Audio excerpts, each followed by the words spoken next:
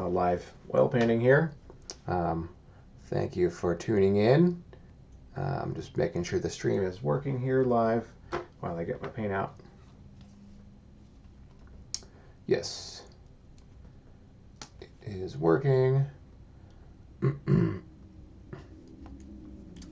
Pulling up the chat thing.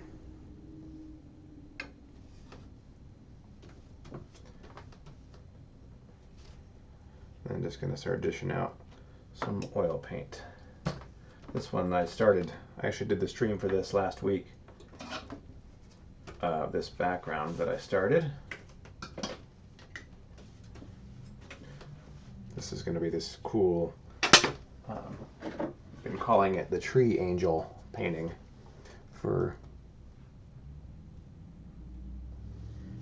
just an idea that occurred to me in a sketchbook at like 3 o'clock in the morning.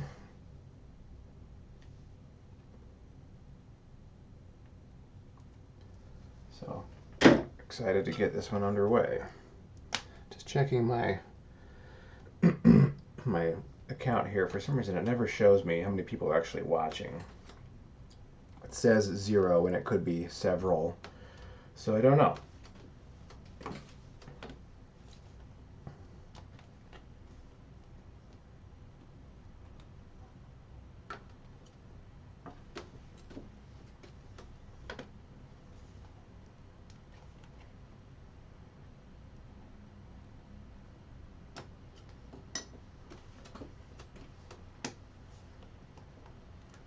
Still says it's sending data for some reason.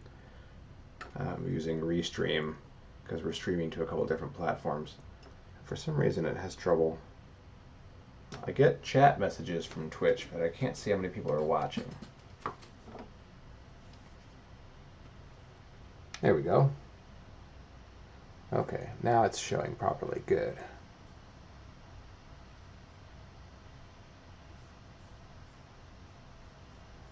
And just pulling up my concept here.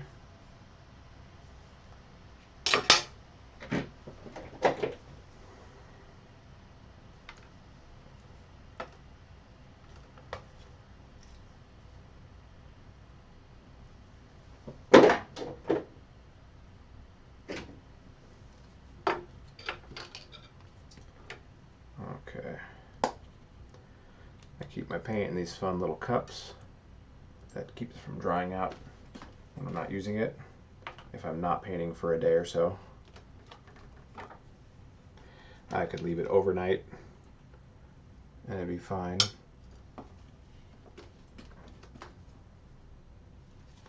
But any longer than that, I like to put it away. Okay.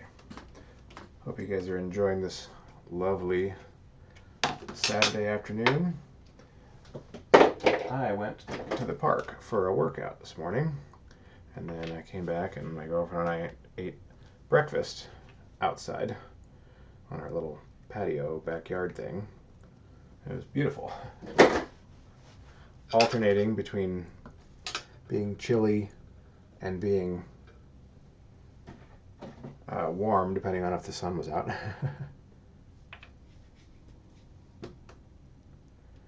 Get some Viridian, because I'm out of that.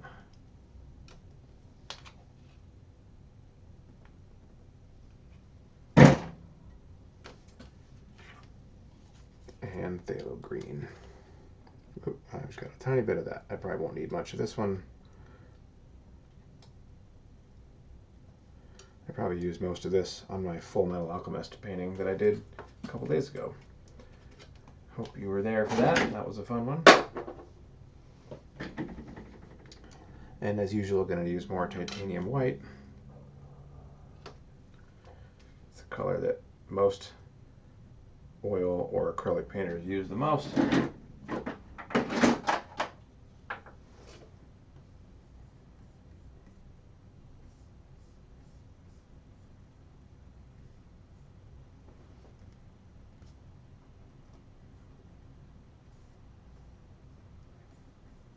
Okay, got my nice big old monitor so I can get my concepts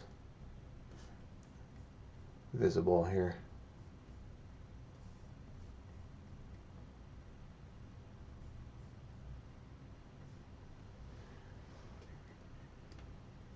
And let's plug in my computer before it dies and I forget, because that always sucks.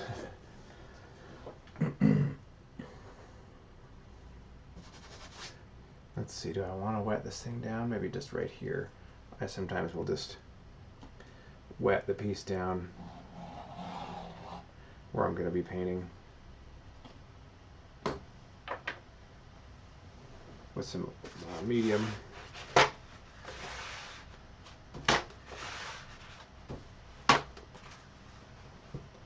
So it's not a bone dry wood panel.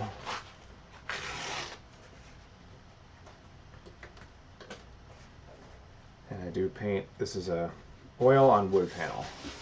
And I do make my own wood panels. There we go, just get it a little slick.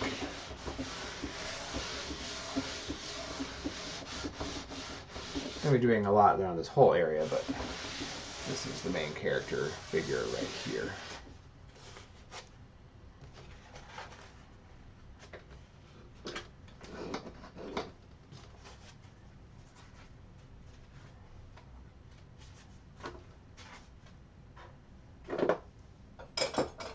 Okay.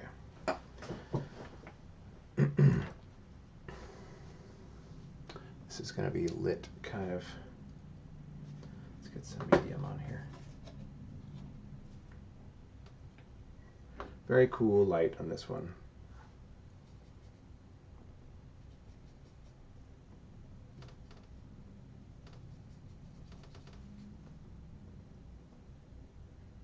Here's the top of my character's head. I've already sketched this out both on paper, and I did a digital concept from that pencil sketch, which I'm now translating to my official oil painting here. And my phone just notified me that I'm streaming on Twitch, so that's good. That works. Okay, it's going to be a, let's see, I got to make sure I find this.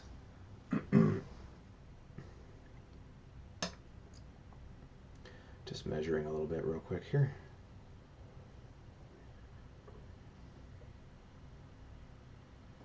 Yeah, it's about there, I think.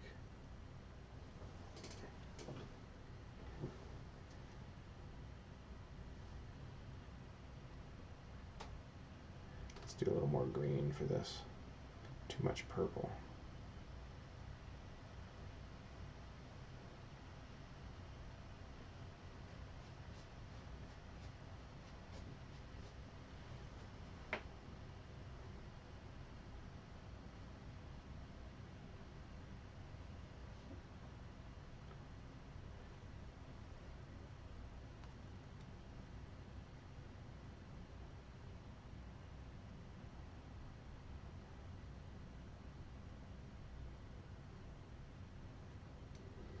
Sort of using, depending on what part of the figure it is, what color outline I want to use.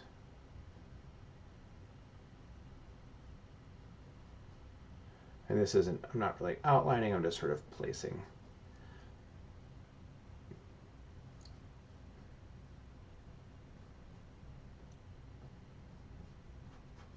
That's her head. It's going to be a girl sort of kneeling, looking down. Her ears are going to be like here-ish, which means her shoulders are also right there.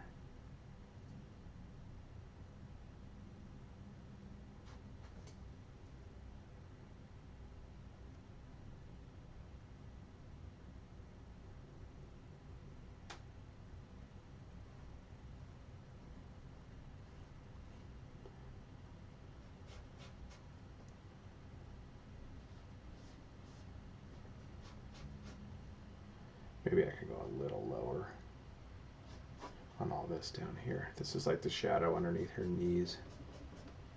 Yeah, that could be a little lower. And this background is totally bone dry, so I could wipe away this paint and it won't disturb what I've already laid down.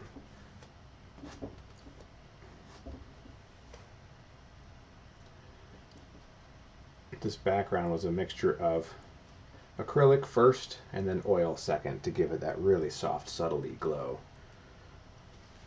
Acrylic was just to kind of give it the foundational colors underneath and values and stuff.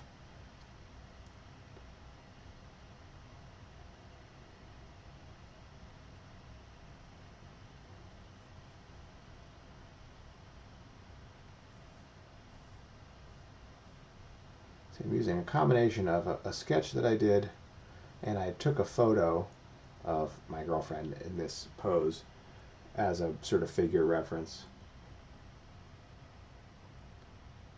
And then I, changed it how I wanted it. But I'm using a combination of both just to place everything right.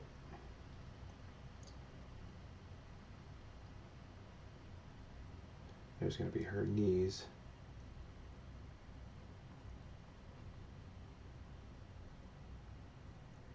Yeah, already looks like the figure art. I'm looking at the feed right now.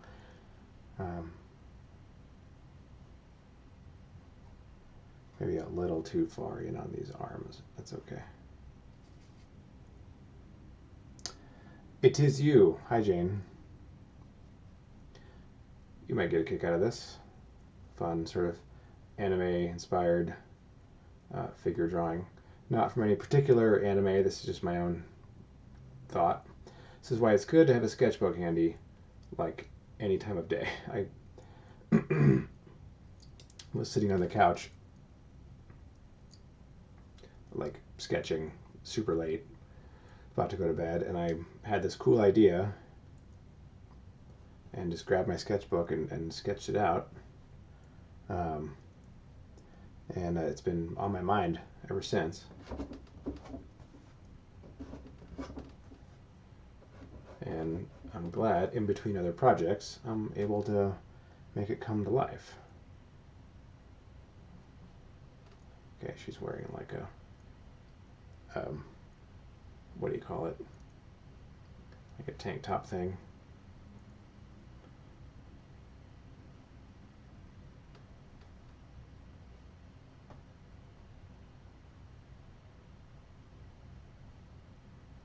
This will be, oh, that's the background texture, okay. Can make this a little higher even. Yeah, I love doing oil painting on a dry underpainting because then I can push the paint around and wipe it off if I need to. I'm going to move this up so it's more my eye level. There we go. And why don't I bring this closer so you guys can see more of what I'm doing here.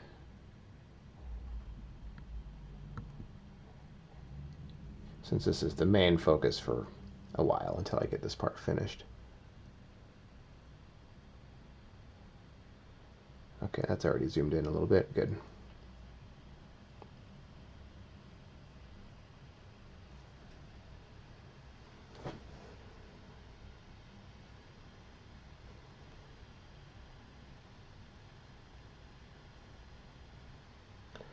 Now, I'm not necessarily going to leave this much line work in the final rendering. I'm just trying to construct things right now. That's the top of her sort of bangs. Here's where we'll see just barely a little tiny bit of her face. And she has like a bun tied up. I think just to help show the tilt forward of her head, just for fun.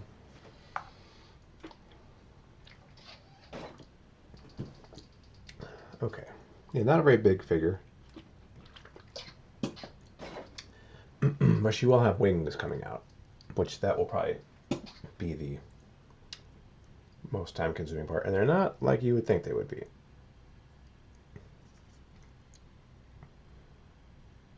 Ears, hands.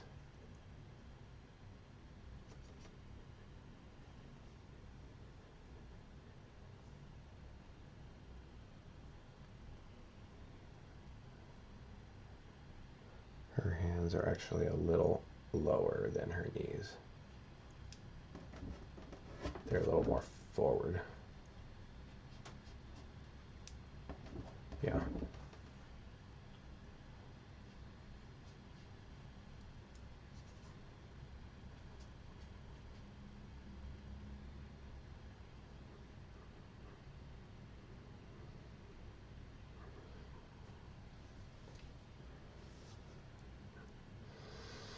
Okay, that about does that for construction.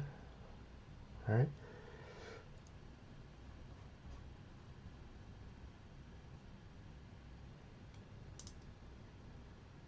Let's fill that in.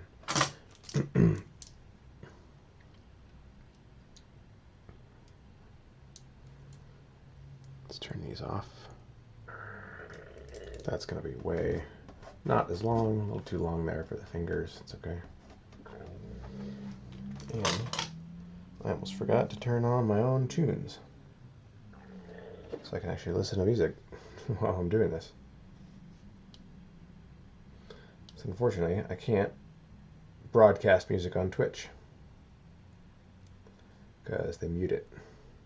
They mute your audio in general.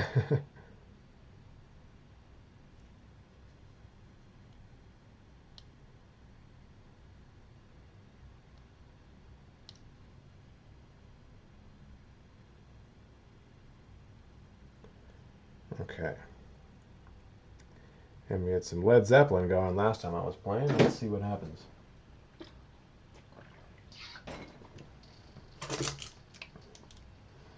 Where I want to start.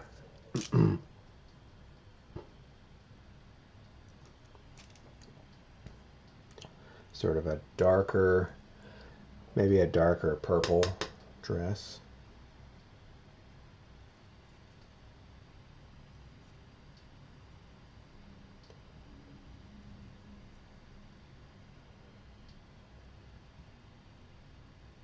Sure.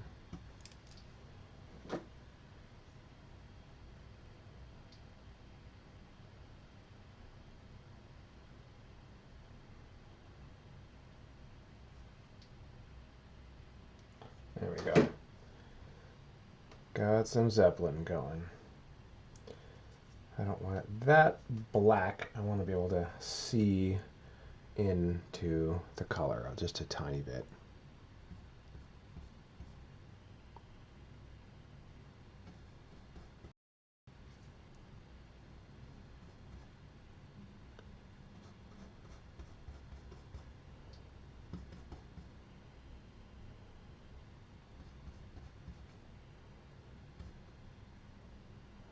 Let's see, there's mega shadow in here, and then we start to see some light coming in from the sides of her arms.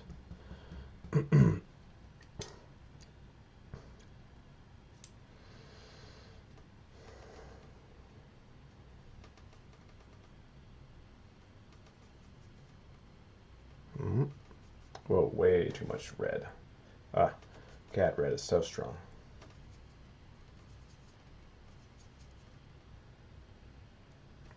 I wanted it a little tiny warmer, but not much.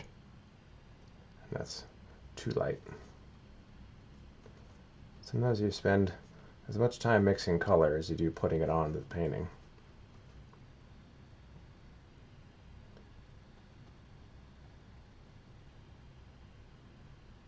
There's going to be some creases in the fabric, which I need to show.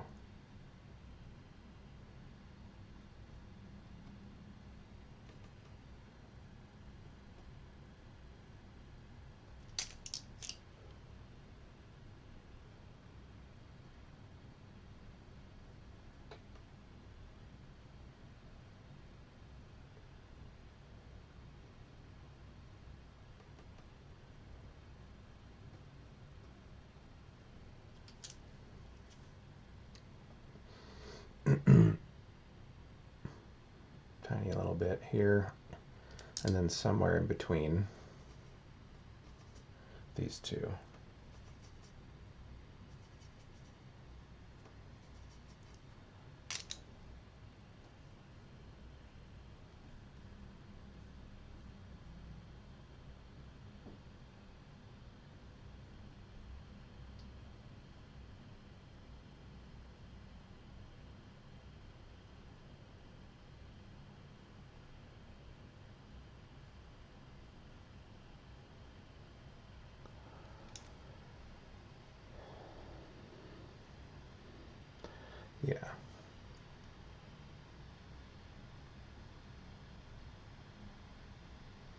tiny little bit of light, like reflected up from her thigh, probably on her like stomach here.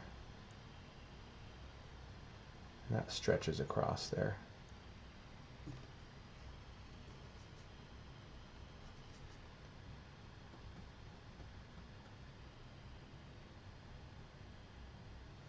All right, actually gonna need my smaller brushes. Tiny, tiny little brushes for this one, I think.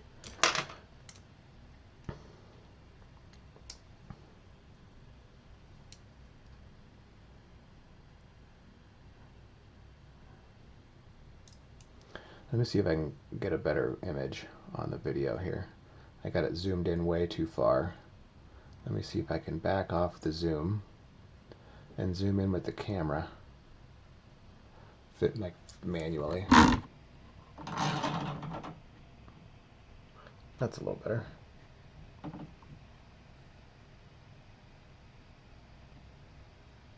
That's better.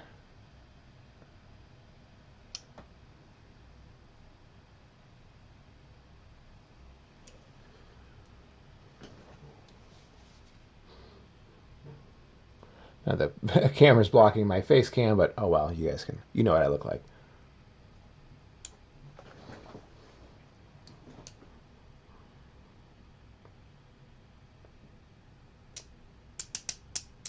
All right, let me block in some of the rest of the figure before I get to those minute little details here.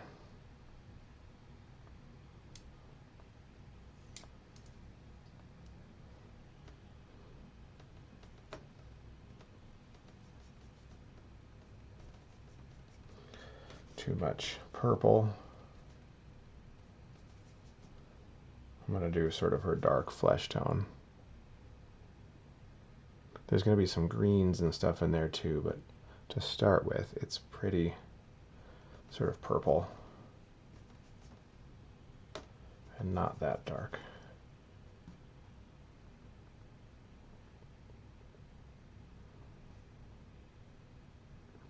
You can probably do this.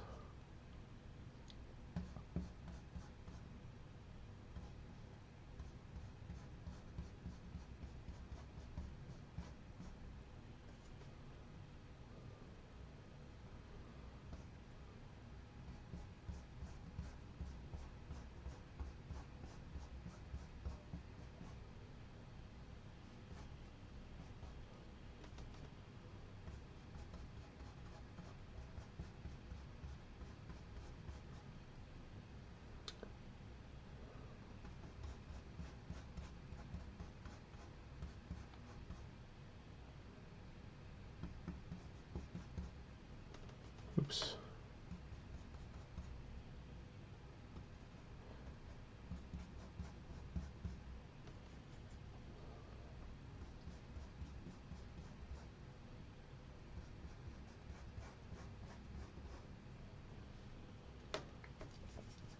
Running out of color, let's mix a little more. Yeah, it's easy to mix the same color again. It's not as hard as people think.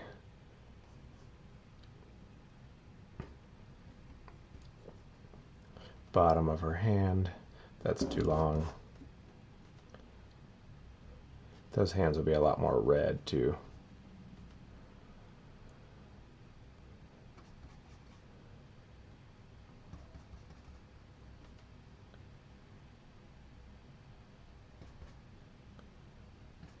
Yeah, I can add some more subtle hues and changes in those colors. For now, to sort of pile in the local color there.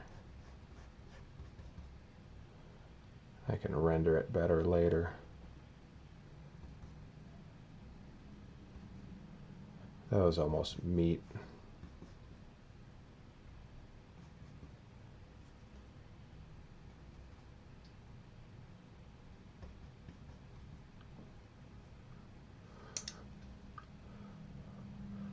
It's funny, it looks terrible now looking at the feet. I'm like, oh god, don't worry, just a block in. It's like looking at the guts inside a person and go, ew. Like, don't worry, it's a beautiful person when you put all the skin on top. You gotta wait though. Gotta give it a chance to blossom.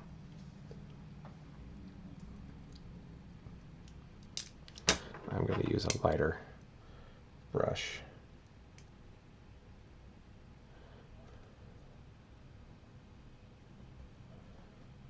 It's going to be almost a light green.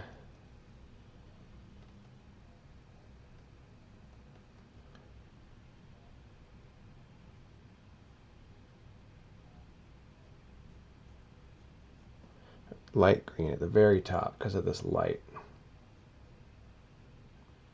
And then some for the hair too.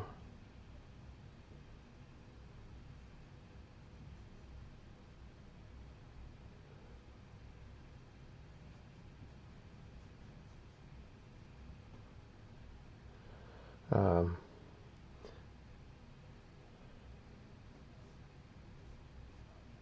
little bit on the hands. I can model those better later.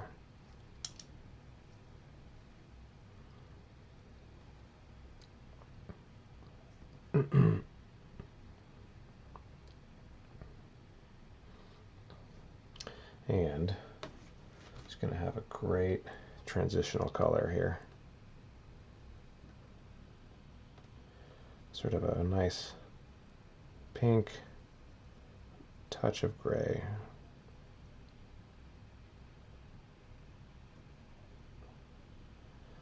It's all about the transitional colors. That's what all the kids are talking about these days. That's just the thing that I learned over the past year that's been the most important to me. After studying with many really great artists. A little bit of a tricep there.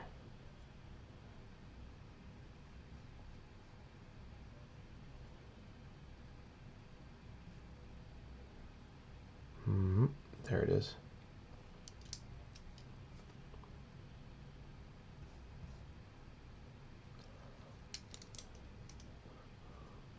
And that really could diminish as it gets to here, and then the wrist turns. This is going to be an experiment. I'm going to render it a little more than I've been rendering my sort of anime style paintings. What I should do is also have a clean brush.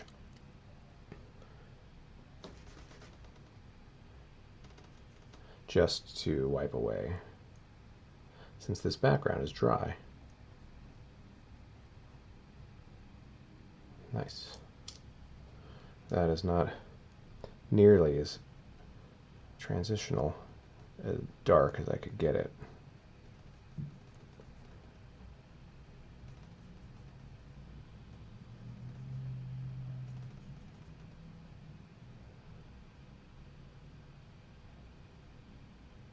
It's a little too red. Let's make that more sort of an orange with a little bit of green in it.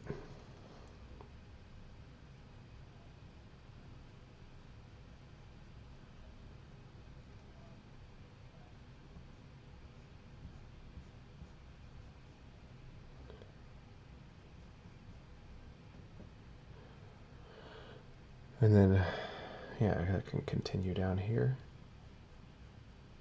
It's a little too warm. Let's make it cooler now that it's maybe getting away from the top.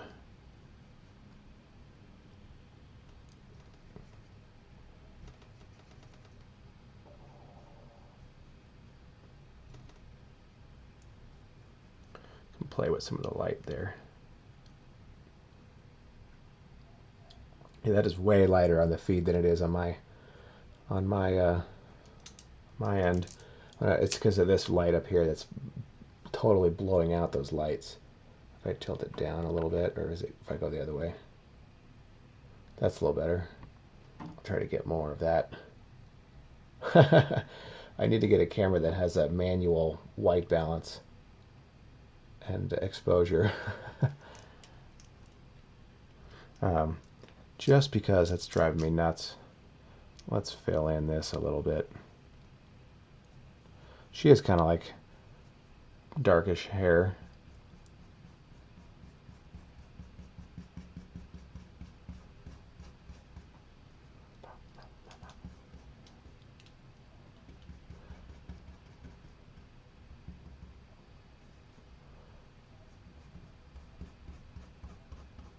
Just as a block so I could see it.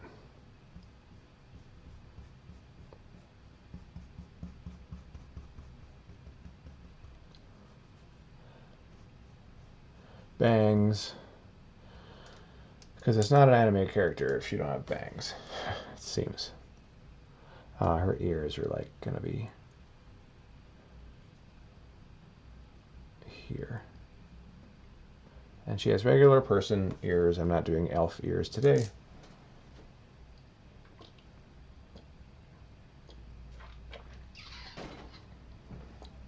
Where's my clean brush? It's this one. Can pull away a little bit of that ear.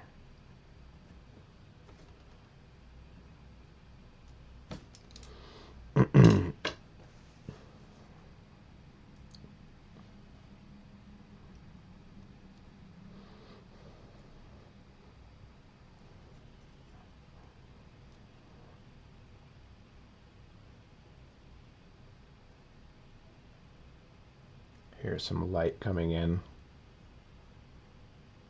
spilling in from the sides.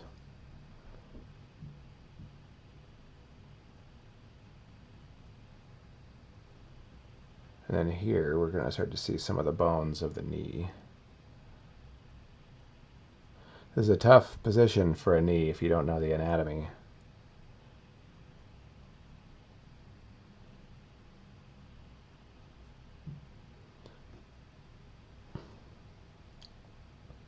Going to be a little bit of that transitional color.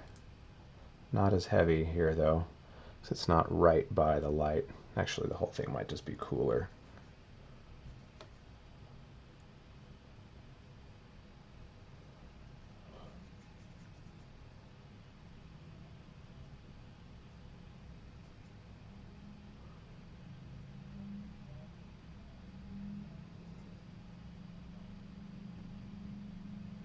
Let's do some of those darks. It's not reading right until I do that. Dark flesh tone. Here's like underneath a skirt thing, or dress, whatever it is. And here's underneath. Let's do some more green there.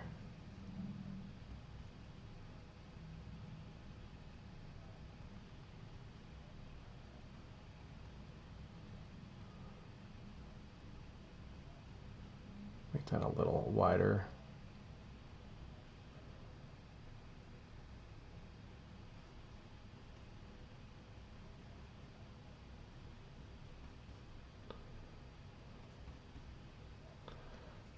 A little more green for this shadow.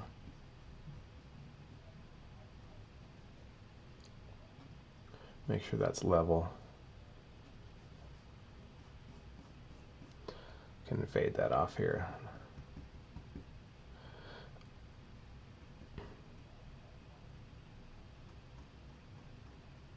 As long as that's in the center. Same thing with her hands, are going to have a little bit of this cast shadow. Her, you know, her arms that are sort of smushed up against her knees. And slowly this thing will come together. This is a tiny little figure, so I don't have a lot of room for error.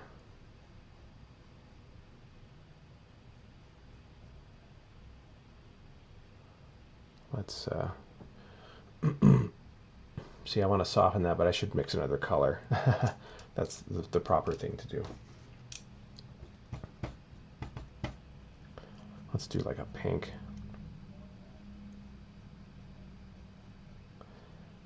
Yeah, whenever the temptation is there to just blend, that means you need to mix a color in between. You're missing something.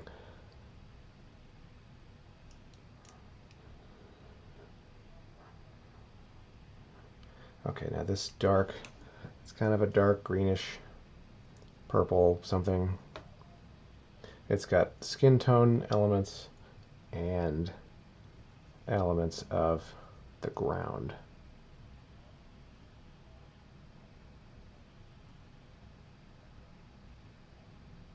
Yeah, that looks like that's the patella right there.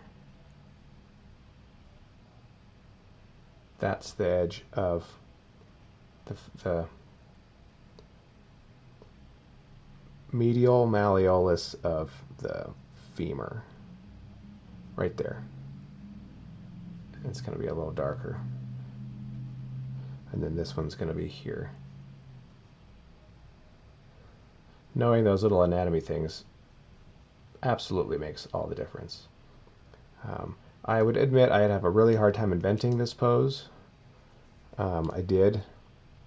My sketchbook version was okay, but it wasn't great. I did use a model.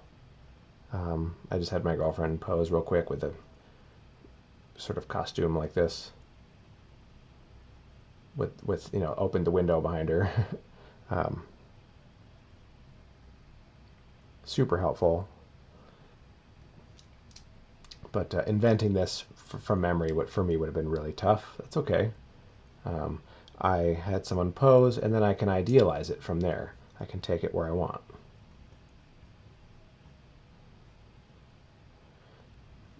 So there's the sort of the femur in between there. There's like the groove where the patella goes. And I can soften this.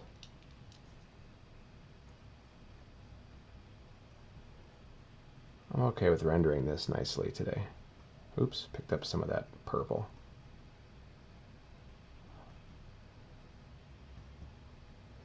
And that gets lighter up here too.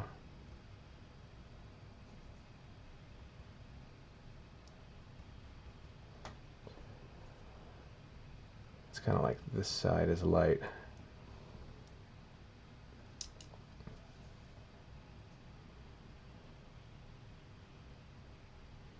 Where's my, I have a light green sort of brush? Not yet, but I will. Because she's definitely got some light.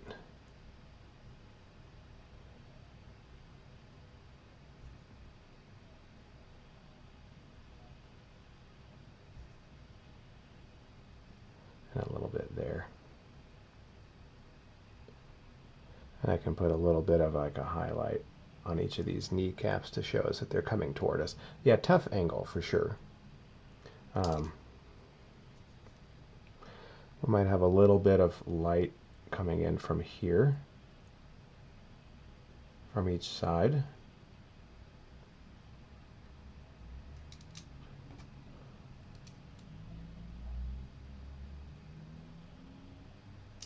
And then that's a little too low.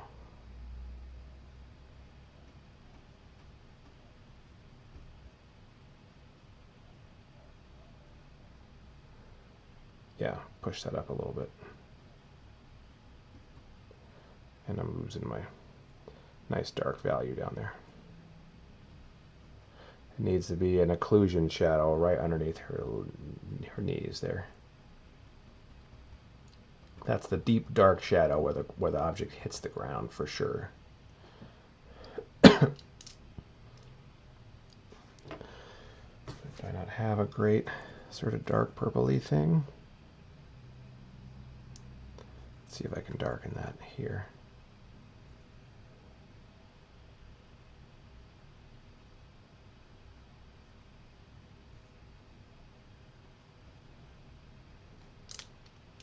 And you just sort of model it back and forth until it gets to a place where you like it.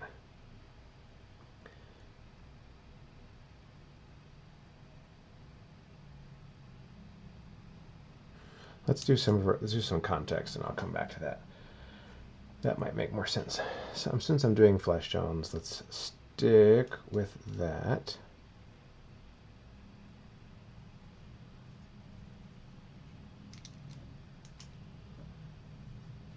Her hands.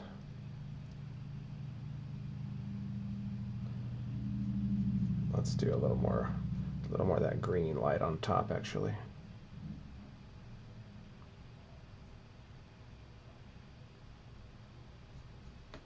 I'm do this side as well. I've got finger, finger. I just want to make sure I don't make these too long or too short, of course.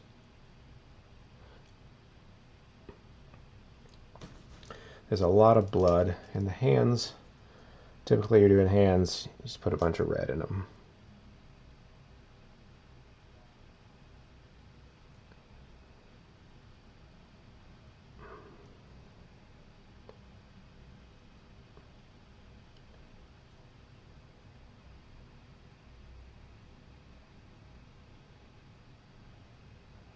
And finger extends out.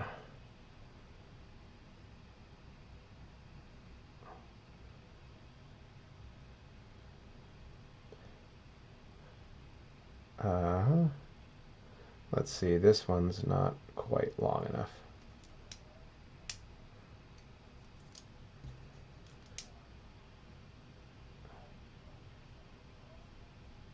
There we go.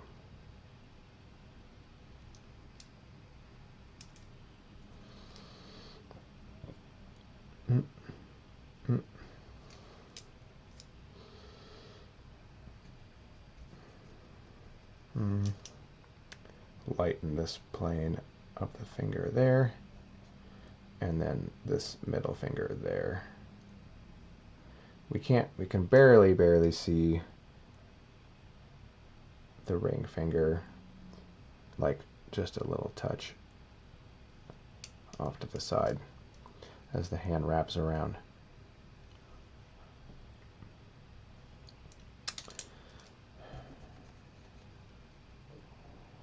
And then the thumb is foreshortened at us at a really odd angle.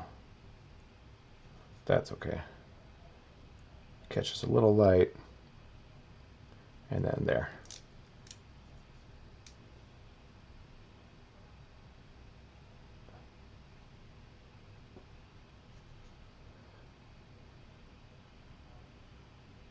And then otherwise the hand's in shadow, the thumb, I mean.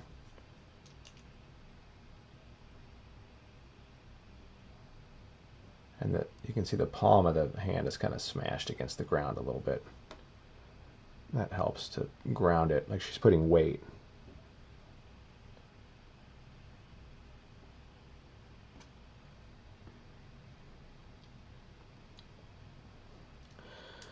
A little bit of, we'll do a couple like a crease, because the skin is folding as her hands are bending and she's putting weight on it.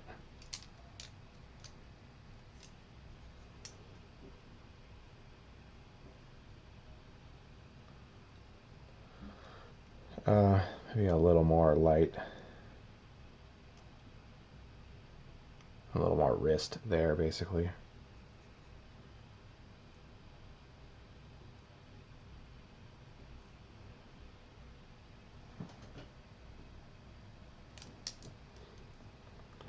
Okay, let's bring this thumb in a little bit. Too long. And add a little shadow to thicken it up a little bit.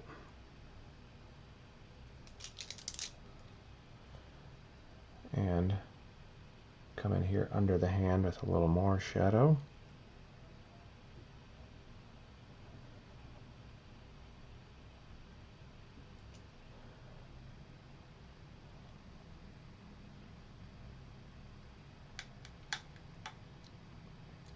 There we go.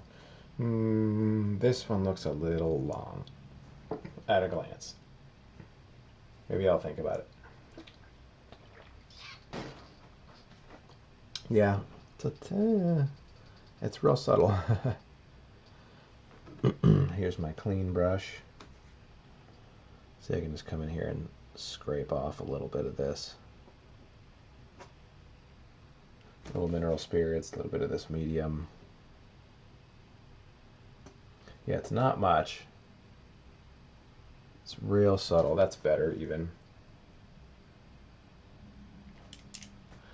I want her to have small, dainty hands, but geez, not like carny hands, you know. They are not too small, nor do they smell like cabbage.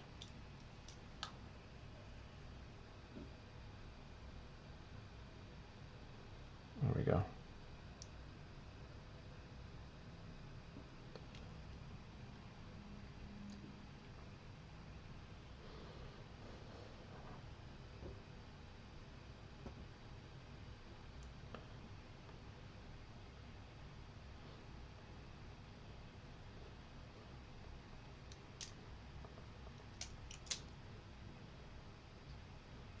Okay, let's do sort of her upper body now.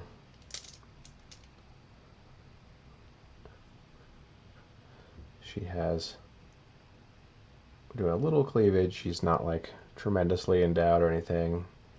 I think it gets a little gratuitous at some point.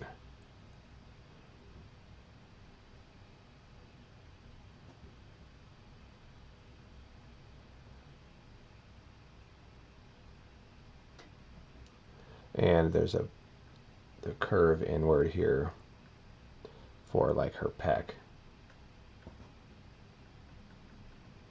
The boob curves in and the pec attaches there. If you forget that double curve, that's kind of important.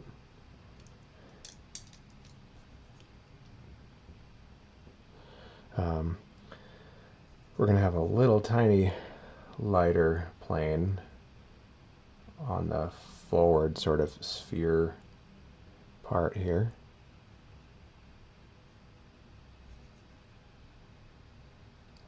Yeah.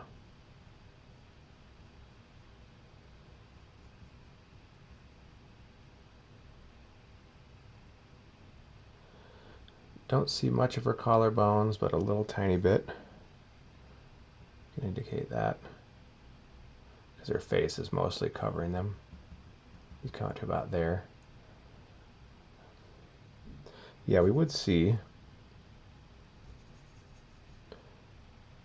definitely in here some reflected light.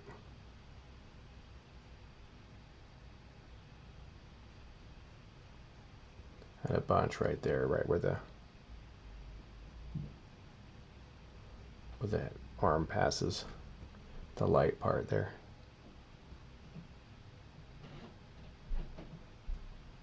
Maybe we'll see a little bit of this pec connecting like that.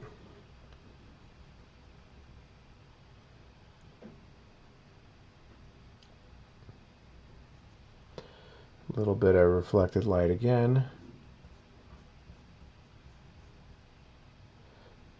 And then we see where the bicep sort of inserts. There's reflected light on that wrist that connects down there. I really want this curve to show that the knee is sort of squashing out the flesh there. We'll do a little more light here.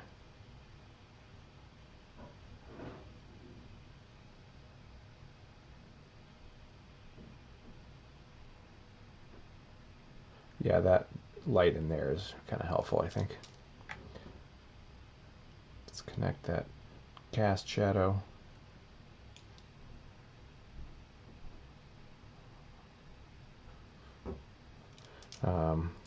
Checking something here.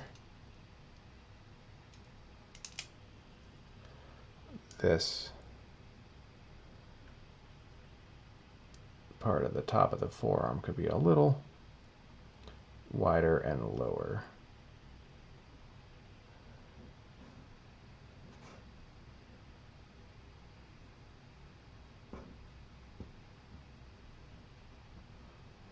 I'm definitely rendering this pretty carefully because it's such a small figure. If it was bigger, I could be way more bravado with the brushwork, you know, which is fun. But here it really just needs to read right in such a small space. Could put a little bit of a dark here, that insertion underneath the elbow is always a little darker.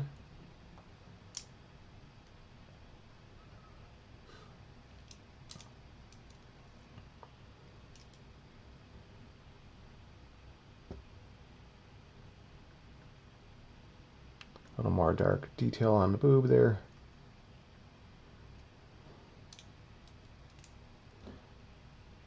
Maybe this softens.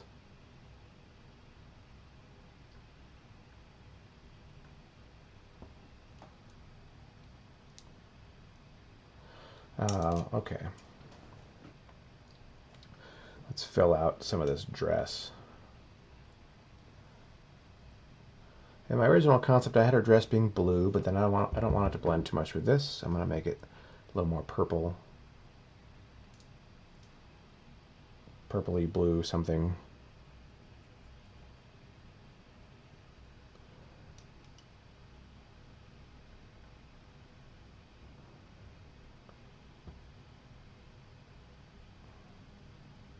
There's a fold there.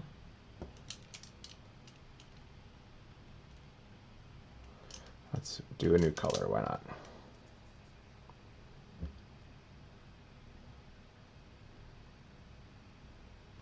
Fold.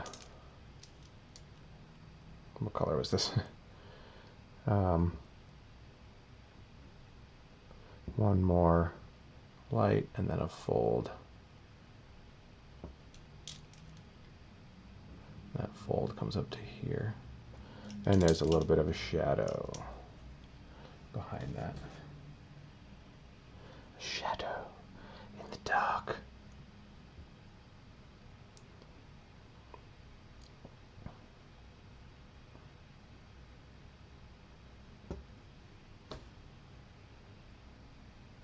And there's one here too. Like a cast shadow of this fold.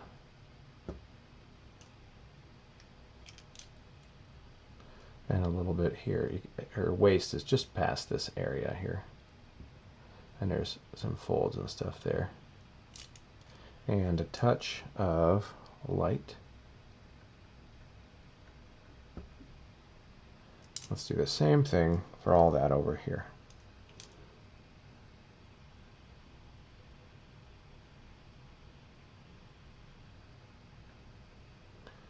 A little bit of light, and then here's a fold that will intersect that one. These would be crossing folds. Two fold systems that sort of collide in the middle. If you want to study wrinkles in fabric and drapery, Byrne Hogarth, old instructor guy from the 50s, whatever, has a great book called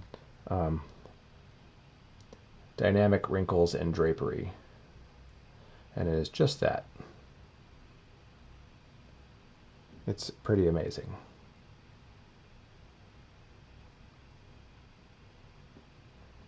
It's how to understand wrinkles and drapery better so that you can see them in your subjects or invent them if you need to.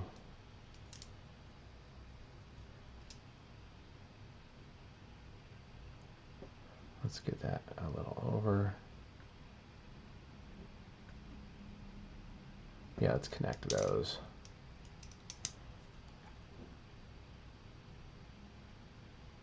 Make that a little lighter and a little warmer.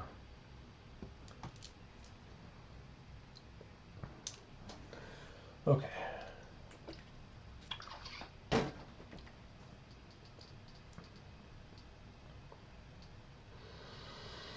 This is coming along good. Let's connect that a little better.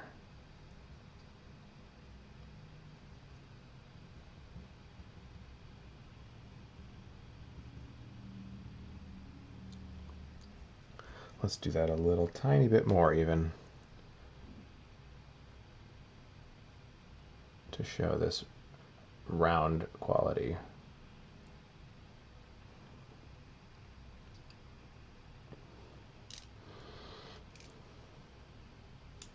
I can take this super dark purple and make some more wrinkles inside here that actually go up more than that.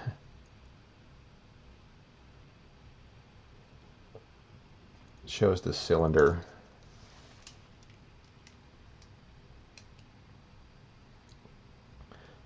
of her torso. Let's do some more of this.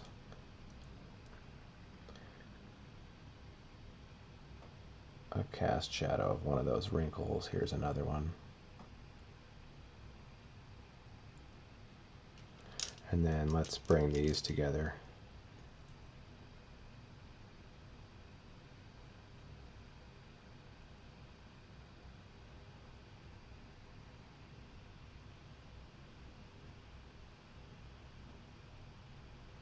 And that actually needs to dip down a little bit, because it's kind of sagging in the middle.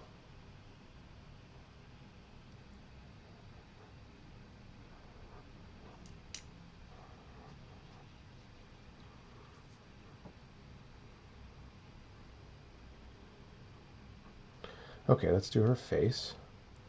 Not much face visible, so shouldn't be terrible.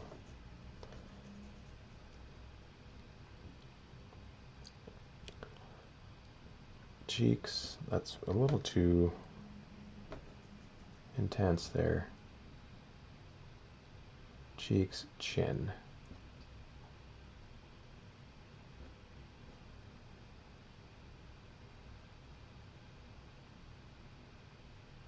She's looking down, so we're looking at the top of her face. Again, odd foreshortened angle. Won't see her eyes or anything. And I didn't pick this angle intentionally because it was easy, just I wanted that angle on her face. That sort of somber, head hanging low. Let's trim that in a little bit.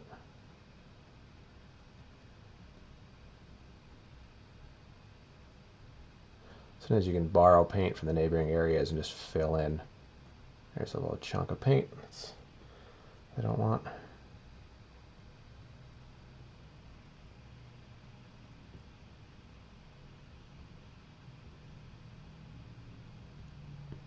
Oh, that's what it is. I was going to say her head looks a little tilted. I want it straight down. That's because of those bangs were not even. She'll have a little tiny bit of a nose.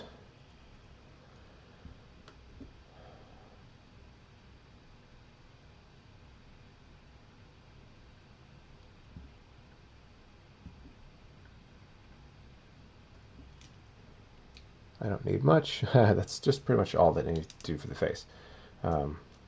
We'll do a touch more sort of reflected light, and I'm going to even this out. It's still a little lopsided.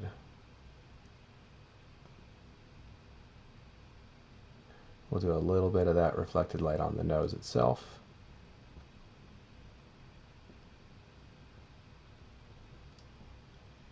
I just want that to really read as a face. I might do a little lighter and a little more sort of this reflected light quality.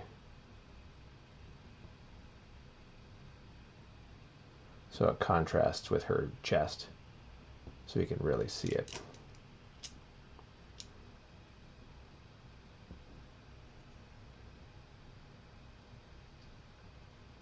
I can just carve the shape back and forth a little bit.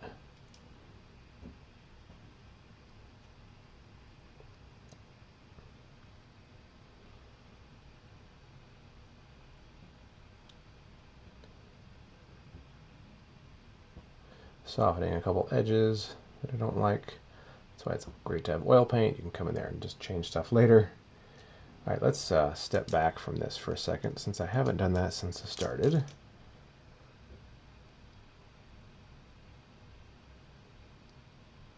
You fill this in a touch. Okay, let's step back for a second and see what that looks like.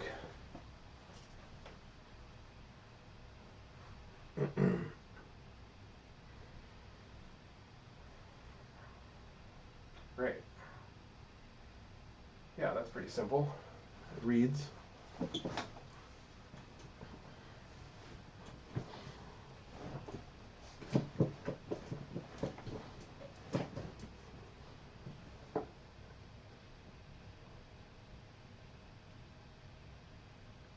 I can do her hair.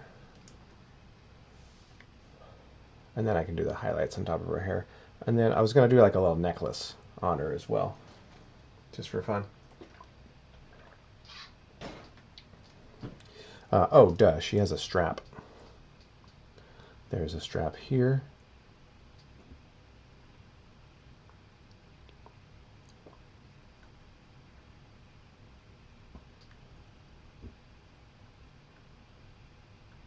That will change color, do something else. As it hits the light. And this strap, for fun, I was going to have sort of hanging down over this arm.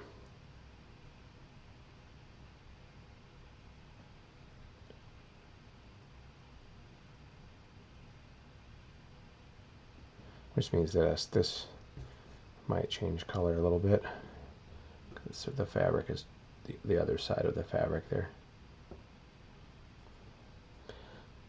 And I thought we could do a touch of detail on this fabric itself, maybe a little pattern.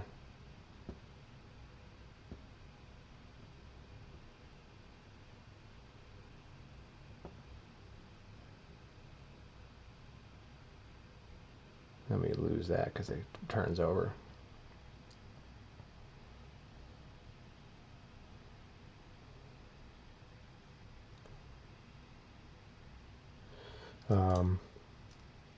And we might actually see a little shadow from this strap. There we go.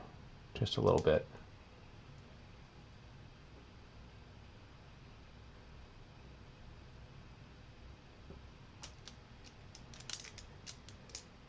A little bit of this. Zing.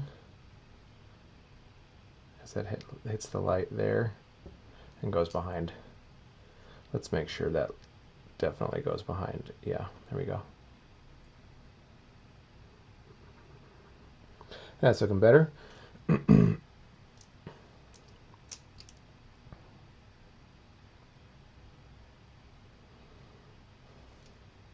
Okay. Let's do this fun little key. She's got she has a necklace that's a key, because I thought that would be a cool idea. I can figure out what it means later. It's gonna be hanging right there. I might use a different brush for that.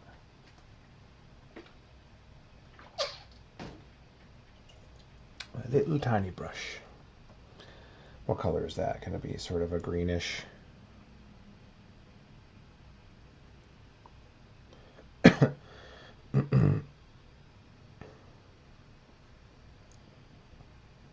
That's a little too green. I want it to look like maybe it's like a gold key, but it's of course in the shadow.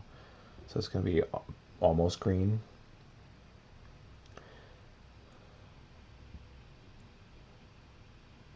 Sorry guys, we're covering up a little bit of the cleavage. I know that's why you're all here. Damn it. We want to see more cleavage. Yeah, but there's a story here. I don't care about the story. I want cleavage.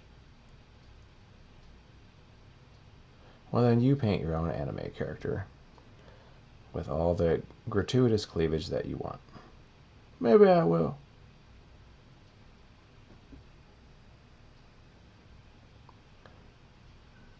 And it's going to come down like it's hanging. This adds a little story to it for some reason. Comes down. It's a nice long key. There we go. Like, ooh, what does that open? The key to my heart.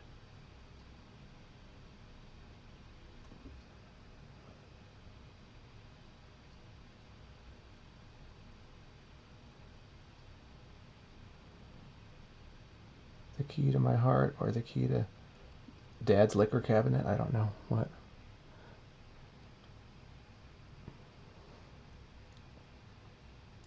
And just to give a little attention to it, we can put a little bit of a zing of a highlight.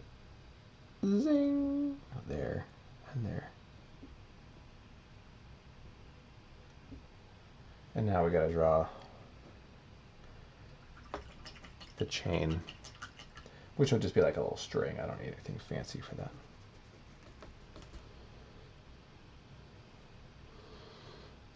Just some kind of dark whatever I got over here. Dark whatever. And it's taut because it's hanging. So maybe from there, it's around that thing. Do both sides, and I can connect them slowly.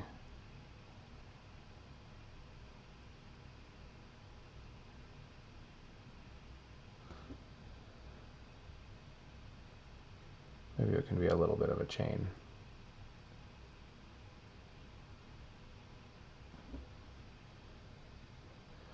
And then other side.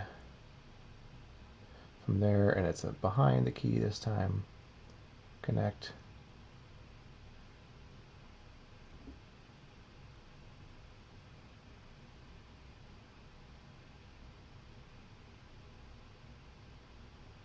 Maybe a touch of an indication of a chain. Little tiny dots. Cool, now she's got like a key necklace on. That's kind of fun. What does that open?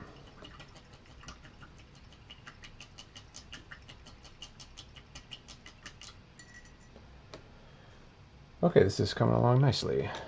Oh, hair. She's got darkish hair. I don't know what color it is. It's kind of dark brown or black or whatever.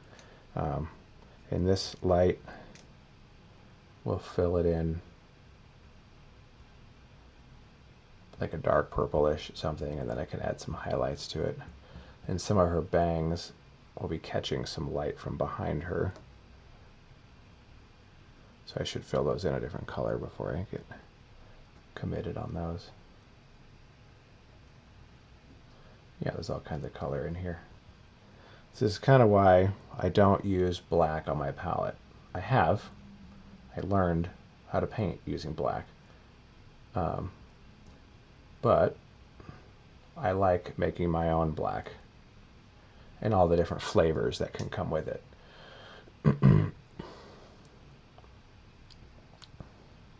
That might be a whisper of flesh tone where sort of there's a part.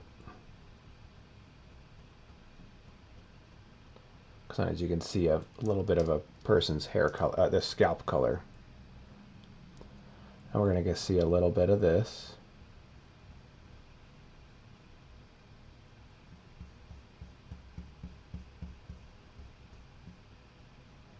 Maybe the part isn't so perfect, because why would it be? And then here, since this is getting so close to the light, the dark is going to be a little diffracted with some actual light. Can do that here too. And I'll add some other colors and stuff here later. Let's do a lighter green as sort of this highlight as the hair turns away from us here. And we're going to see that again here. I'm just inventing this. It's kind of this, you know, irregular, zigzaggy kind of highlight thing.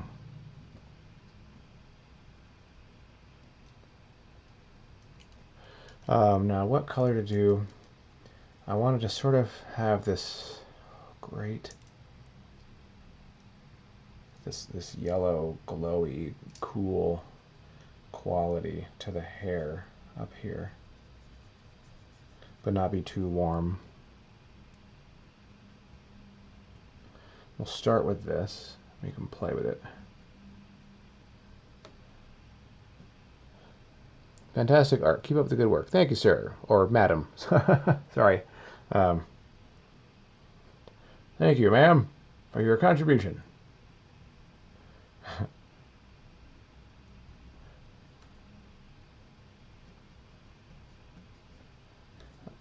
I'm not constantly monitoring to answer questions, but if you guys have a question, you feel free to ask, and next time I happen to glance over, I will try to answer it for you.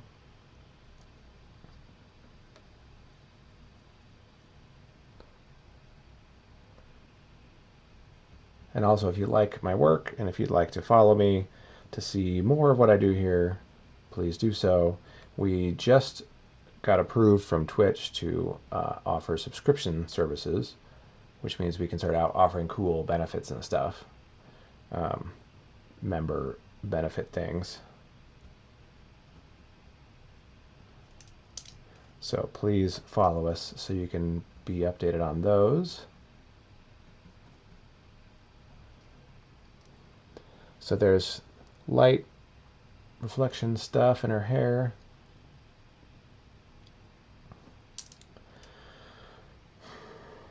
Should hit it with some more really light.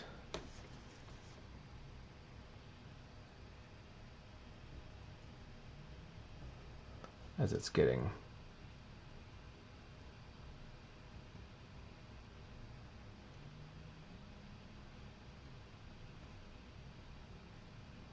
maybe a couple here too.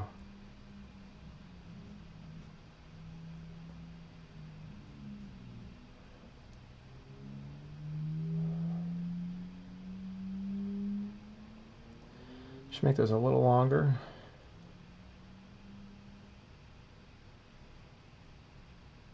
Sure, it's fun.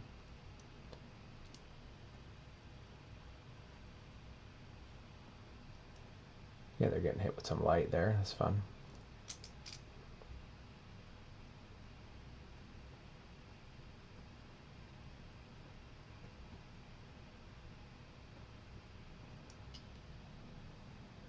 Cool. There's a girl kneeling. So A Wall Art. I'm assuming you're an artist also.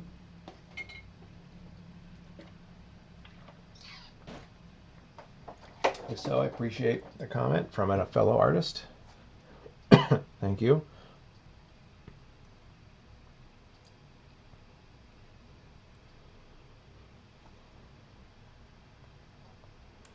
Okay, there's going to be a little bit of, let's do some light on the ground maybe.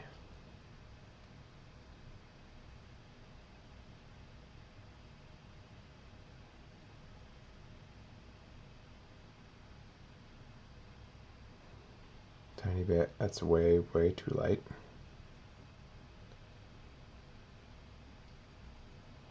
Kind of sneaking in from the sides here.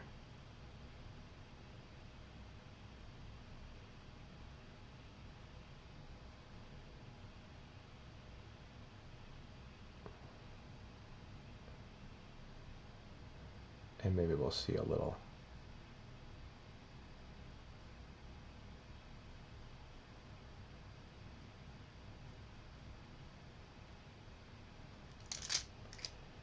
And here as well.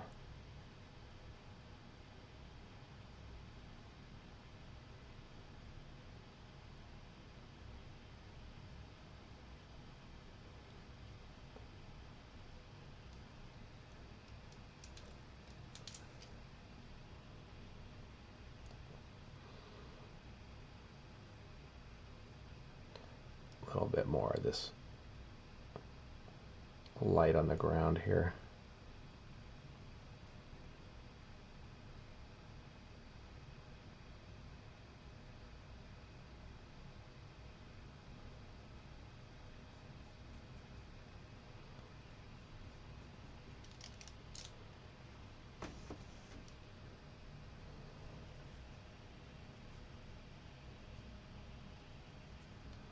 And that might be a little bit here.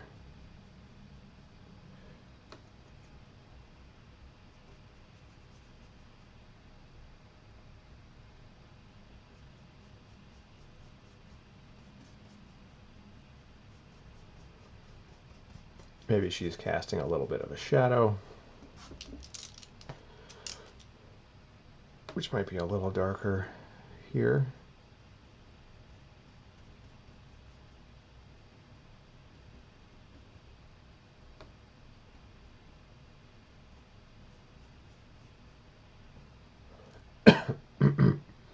Cool.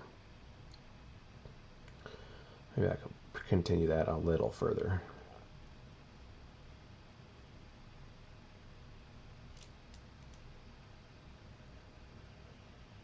Right, this might cut in a little further on this shadow here.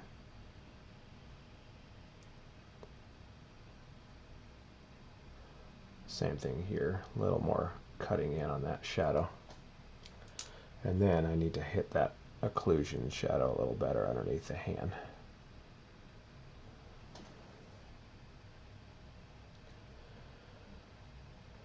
Cool, I like it. You can't quite tell what color her hair is. Is it dark or is it light? Because you're getting a light quality from... Okay, figure done. Now for the fun story part. Well, I can do all this a little bit too.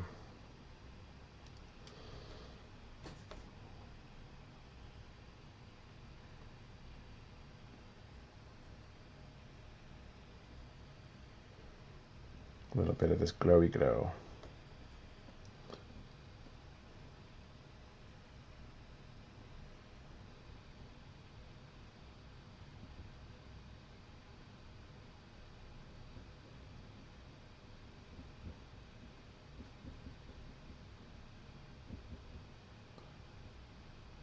Always need some glowy glow.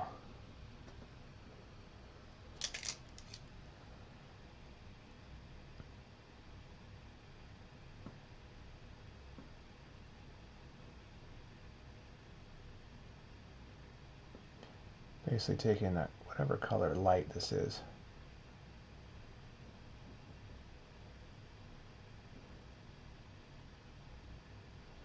And yeah, you can use both hands to paint. It's not hard. It takes a little practice.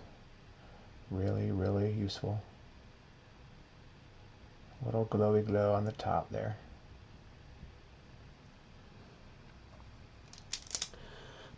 Same thing with her hair. Let's do that.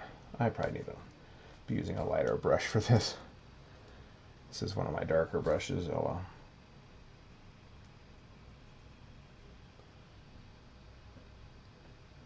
Let's say that's going to be sort of this green.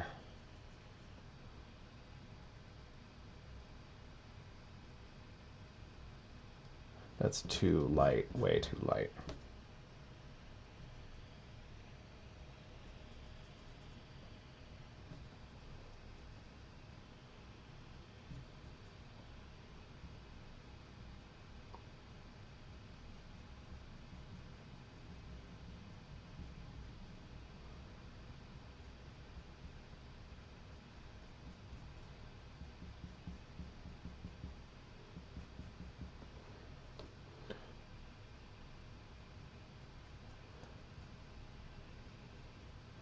Determining my color of light based on this background that I made.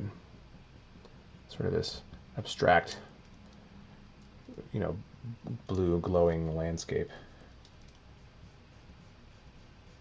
That's what's telling me what color light I'm using. Of course, I could change that to anything I want to at any time.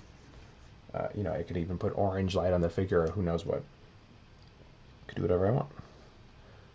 I do what I want. A little more super bright highlights up here. That's where that light is hitting.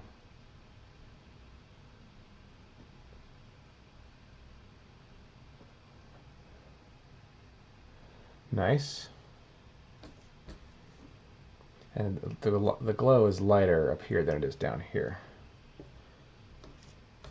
Although it should be extra light on a lot of these places here. Like really hit it.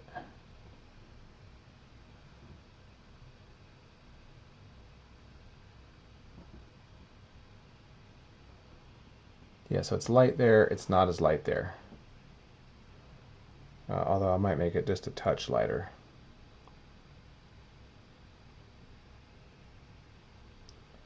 Knuckle, hand. Think through the anatomy there.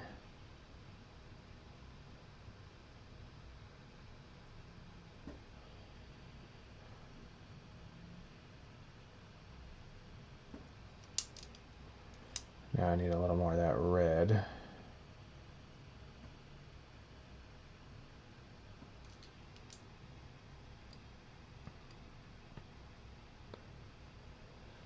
And let's do a tiny bit of this glowy glow here.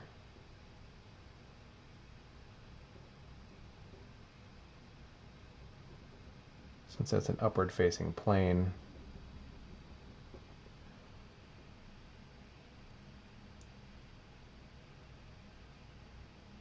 I'm really trying to exaggerate that light.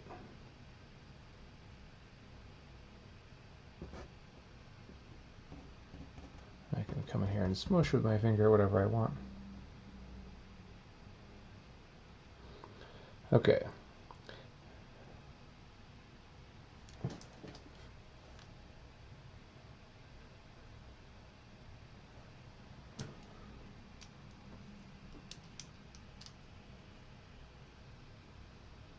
Let's darken this. I don't know if I exactly care for this sort of blonde streak here. I do want it to look like it's lit up, not like she's dyed her hair.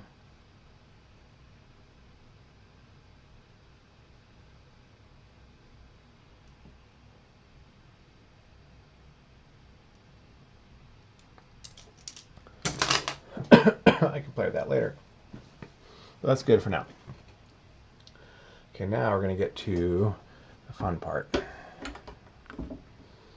which I will need to see the whole thing. Or, you know, I want you guys to see the whole thing.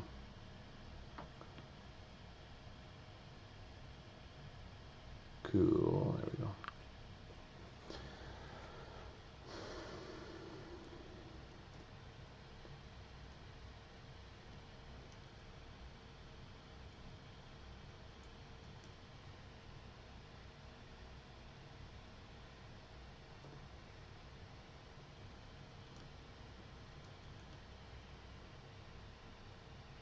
Okay, and I'm also just going to stand up for a quick second. Take a break and a stretch, because that's important. So now I got this figure against this stark, beautiful, blue, glowy landscape. And I'm going to add the really fantasy part about this painting. It's important to do this, otherwise you'll never make it through a painting. Your back goes out, your shoulders get all achy and shitty, and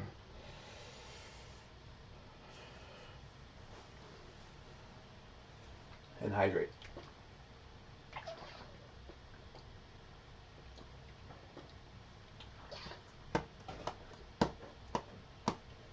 suppose I should take a picture of this, because it's got a good stage done on it.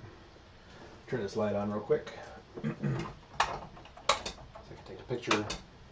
Makes a terrible glare, so give me a second. That's looking good.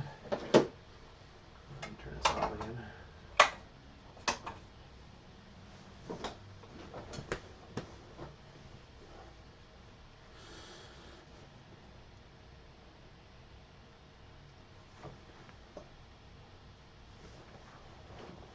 All right, this is going to be challenging.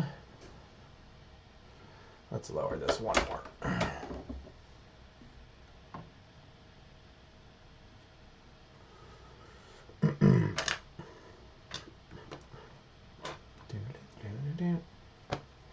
I'm going to also clean up. I need this space. I'm not using most of these colors right now. Glass palette. Clean this stuff right up. Even if this was acrylic, I could spray it down with water and scrape it all up. And it's really helpful. Yeah, let's give myself some room here.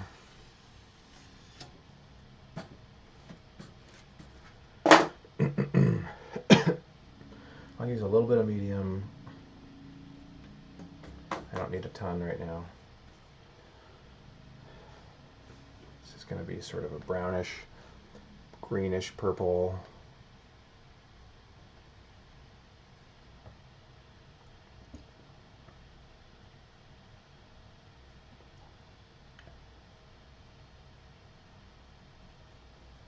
I'm just going to plot in some sort of points.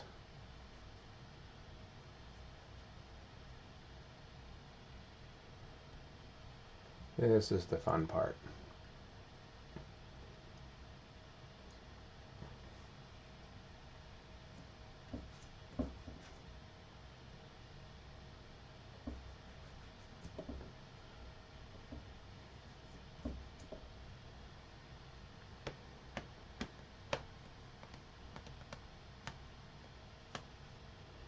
Another one here. They both split. They're pretty symmetrical. I do want to make sure they're decently symmetrical. They're going to be like tree branches.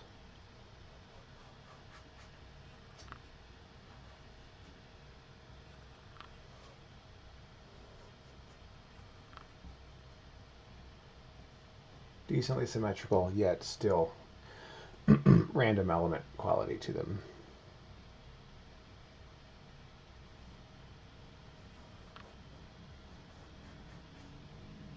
A little more medium. I can fill these in better later.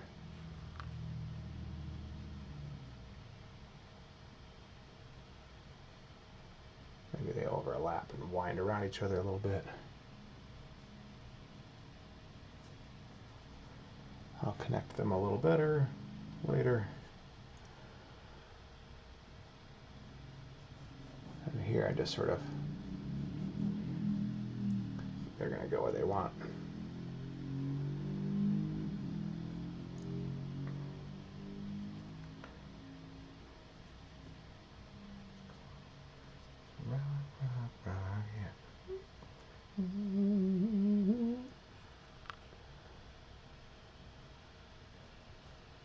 Whoa, darling.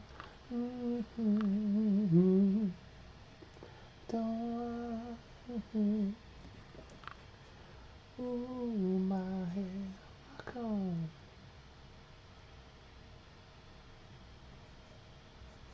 Yeah, this I'm just going to sort of invent. I've designed a little bit how I want it already. But for the most part, it'll be a lot of just me inventing.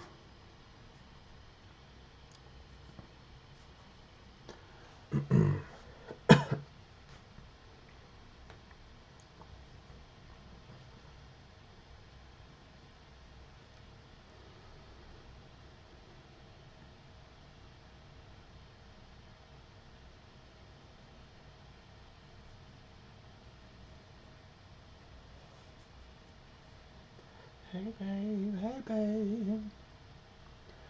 Hey babe, hey babe. Hey babe, hey babe. Hey babe, hey babe. I don't wanna. Come on, baby, just rock, rock, yeah.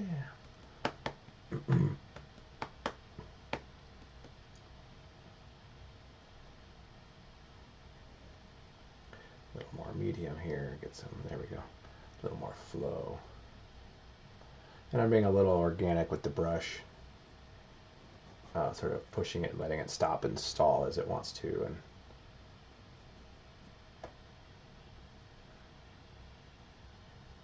yeah, these are a little uneven because they're trees. They're just free. They do what they want. There's one up here.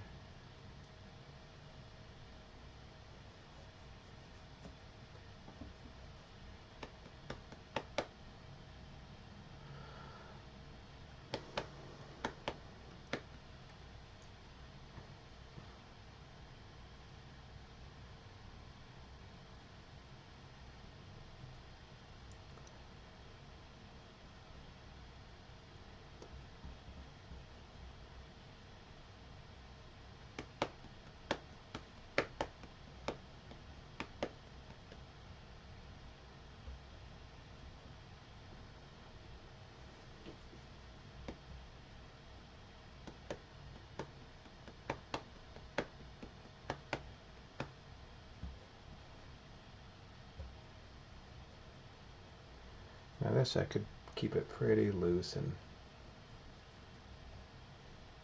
This is a big reason also why I wanted to let this dry. I didn't want to be plowing through wet paint with these branches. I wanted it to be pretty dry, or completely dry, because it would have drugged the paint with it, and it would have had a whole new slew of problems that I would have had to deal with related to correcting that all the time. Like, you know what, let's just let it dry.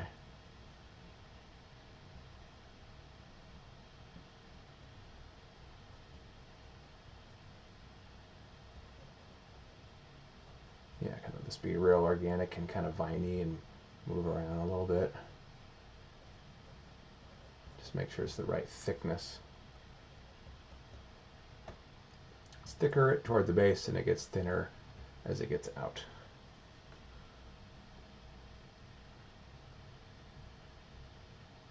There's a little couple anomalies here and there.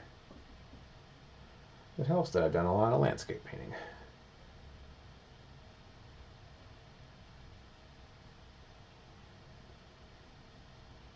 Let those be a little more irregular.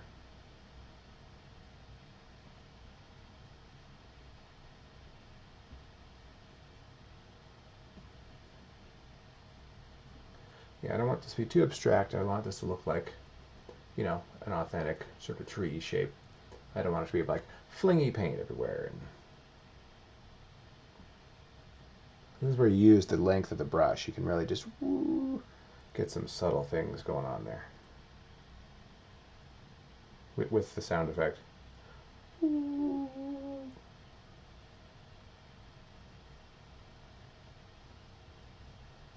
I like how the branches sort of break off and twist around each other.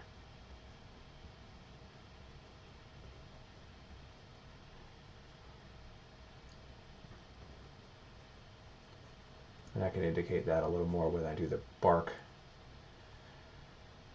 on them. Maybe it'll be a little thicker toward the base. That gives me some more room.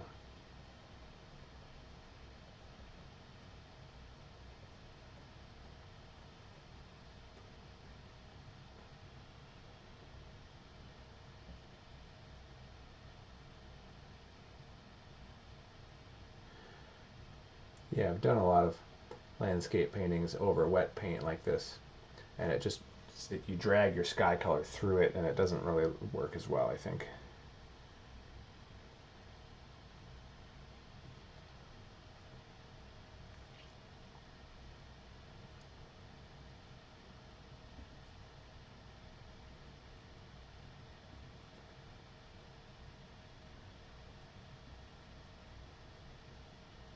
This is where you just got to be patient and go through every single little branch.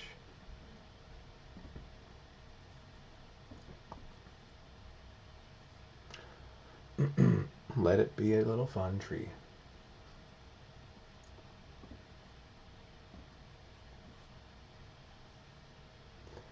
And then just sort of follow each branch to its own little story.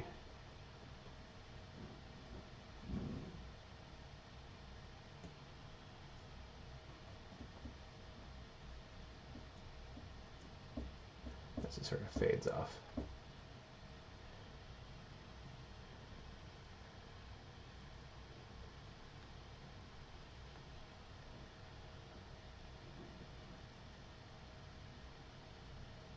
Little branches, I don't want it to be a total, like obnoxious pile, because there's going to be little flowers and stuff on these. So I don't need to really milk it and go nuts. A little bit here and there.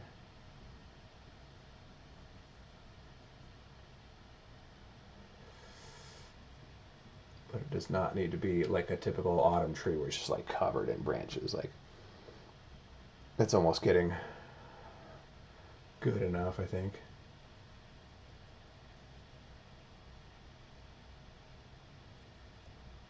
Yeah, when I add the flowers on here,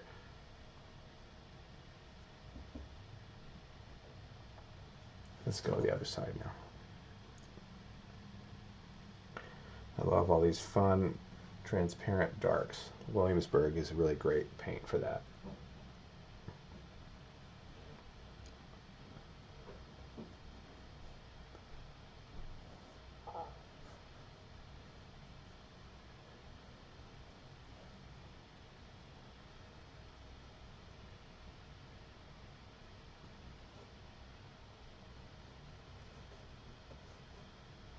Really letting the brush and the paint do the work.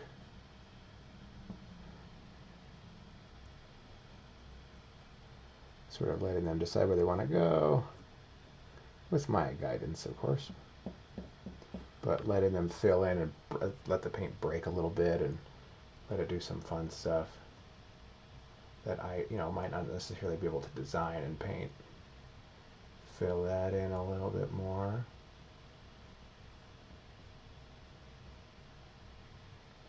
Here's a branch that comes off here.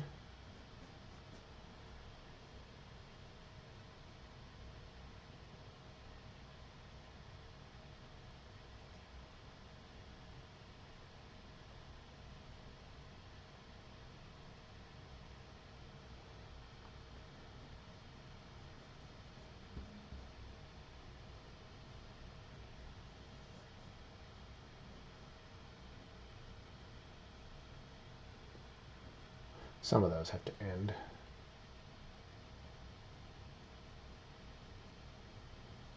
And there.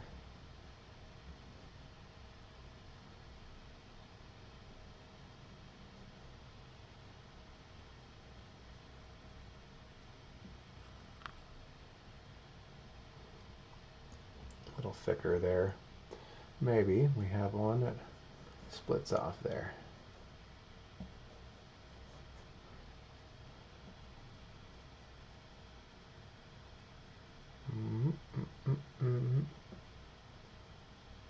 Yeah, sometimes they have to end. Maybe they'll come back a little bit too. Too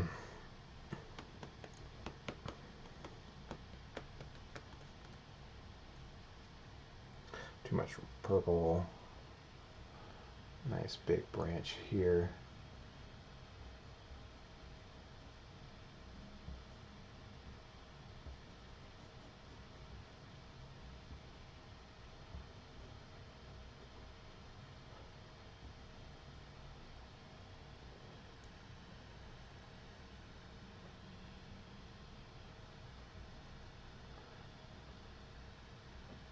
And again, I might let this one dry and then do some final touch-ups with some light.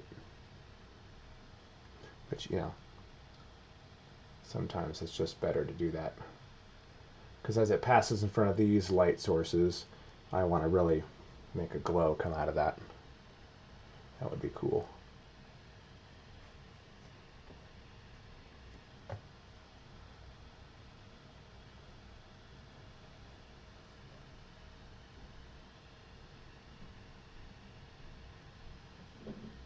Okay. Incidentally, this painting will be available for sale if anyone's a collector, and we will have prints of this one available as well. We didn't do a whole event or anything, so I don't have a link ready, but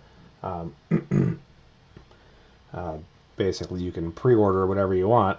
You can email art@christopherclarkart.com. You can also just follow me on Instagram and Facebook. That's Christopher Clark Art for both of those. And we'll have prints available and this original eventually too.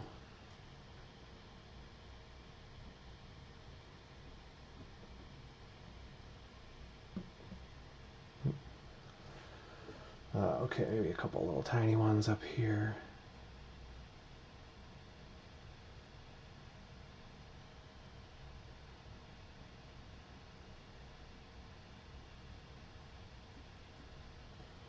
They're just doing what they want. Now I'm talking like Bob Ross. They're just about the freest things in nature. Well, that little stick needs a friend. Let's put one in right here. 'Cause everyone needs a friend, even an old stick.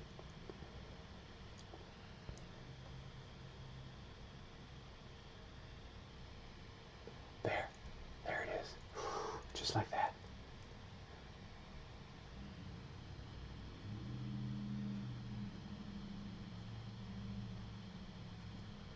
Couple little stragglers here.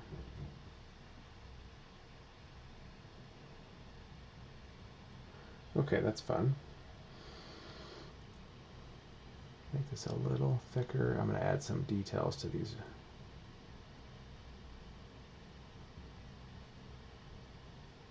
The bark and stuff. I like how it's irregular and sort of gnarly looking.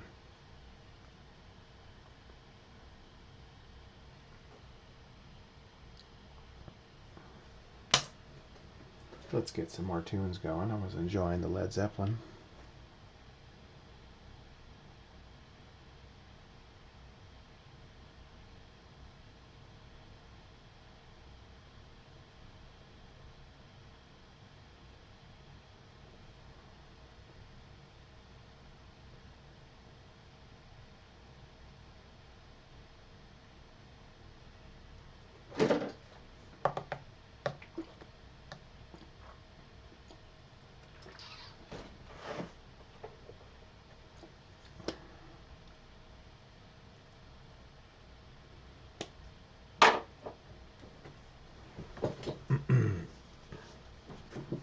Yeah, I suppose I can put in some highlights on that bark.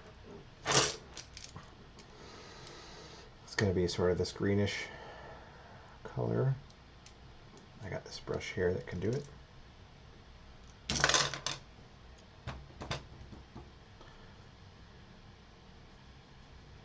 What, light green.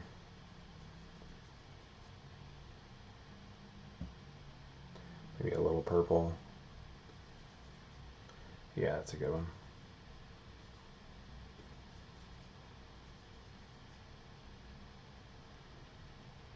And I want the bark to have this twisty quality to it, so it's gonna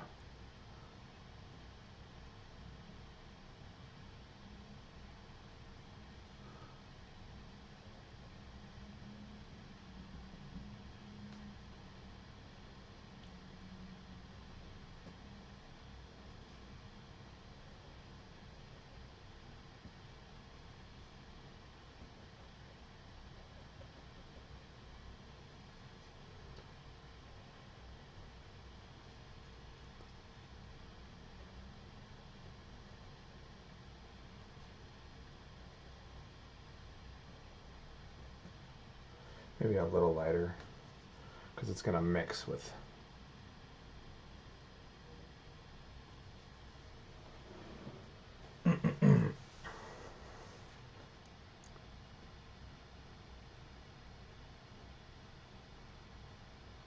I gotta decide which branches are in front. Maybe that one's in front.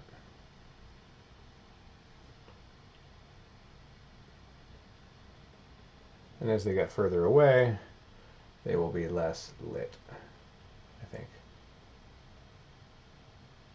Until they're kind of in the dark.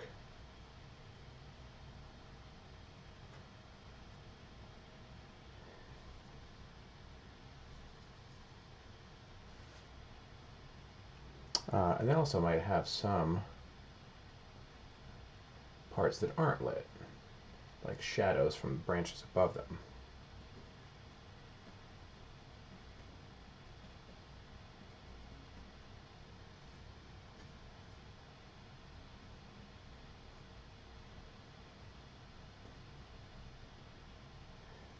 Yeah, I really want the bark to twist. If you ever look at an old tree, it just kind of twists up from the bottom, which is a really cool detail. Adds a great gesture. If you ever thought a tree could have a gesture, that's what it is. It's a twist.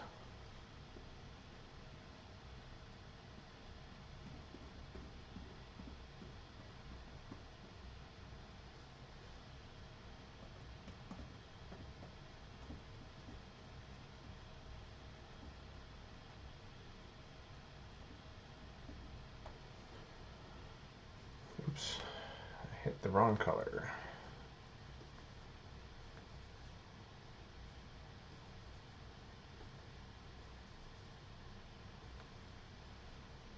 let's go for this. So this one's going to go the other way. So these twists need to come from this way.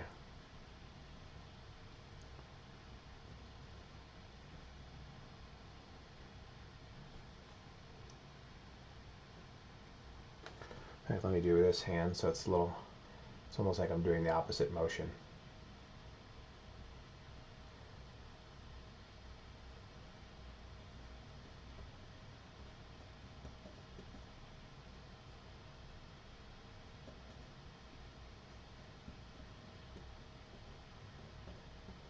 I'm leaving the paint broken in some of those places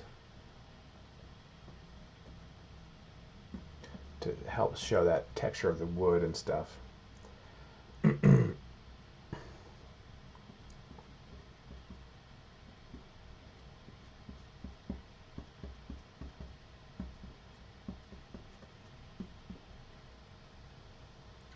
Let's keep going up here.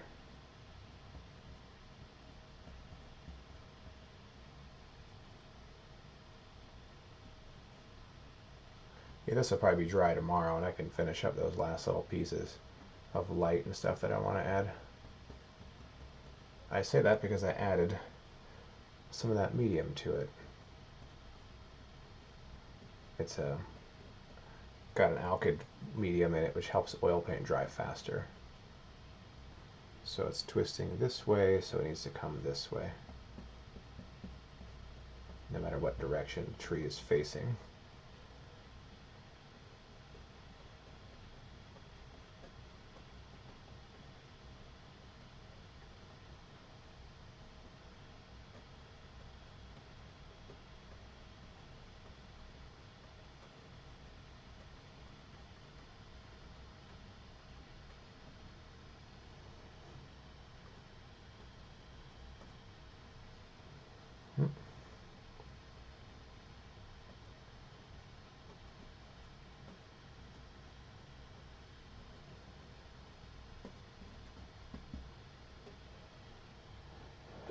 There we go.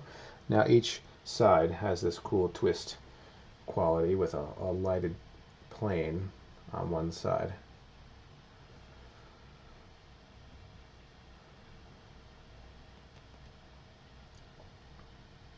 Let's connect this. It's got to come down and connect with the sort of glow that we have established.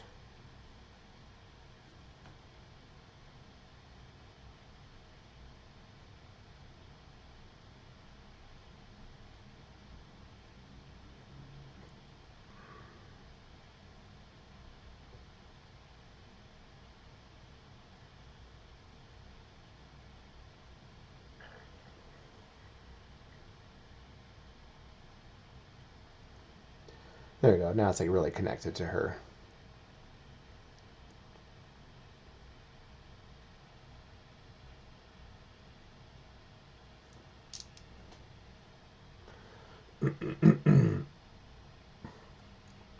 Let's do a little bit of dark green on the bottom then, to sort of really blend those together. I wonder if I can just use some pure Viridian. Too light.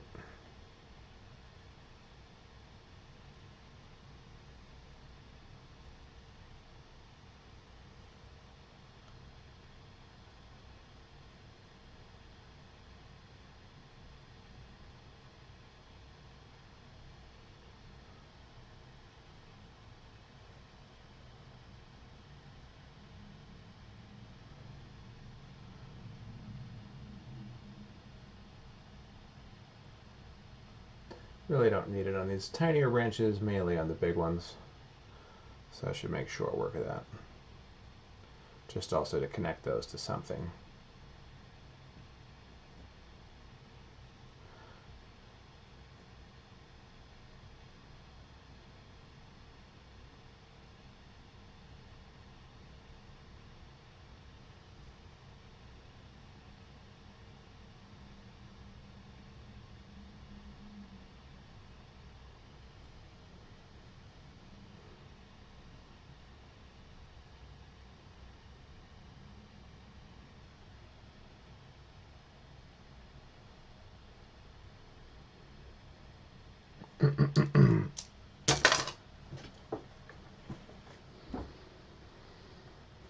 Okay, now I'm going to add some flowers on this thing, like a cherry blossom tree. Let's take a picture.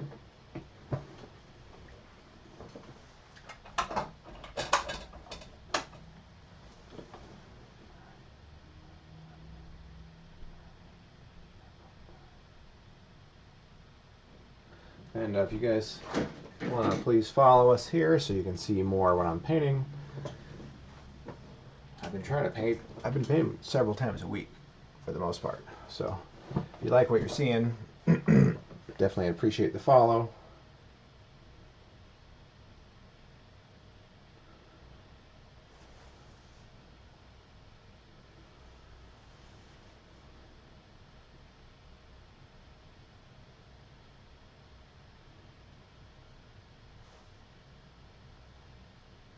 Okay, flowers. Mainly going to be like a white pink kind of thing. What do I have for that? Those, I think I want to use a lot of paint on those. What clean brushes do I have? Not a ton. That's got a big pile of paint of something on it.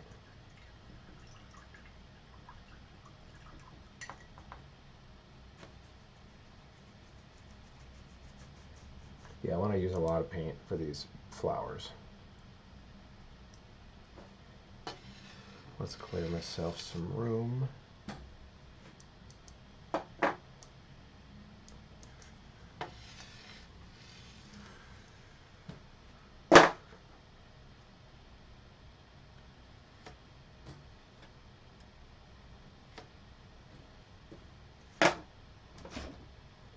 Get a clean paper towel here.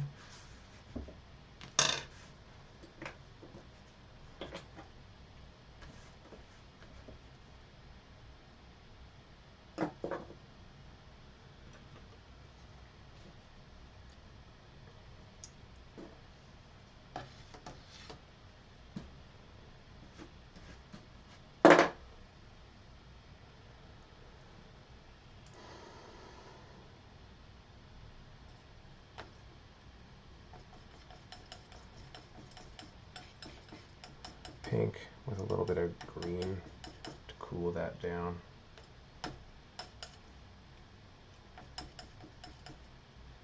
Maybe I'll put a alizarin.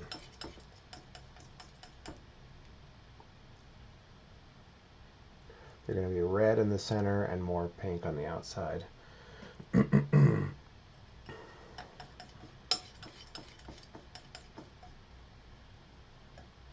Yeah, that should be good.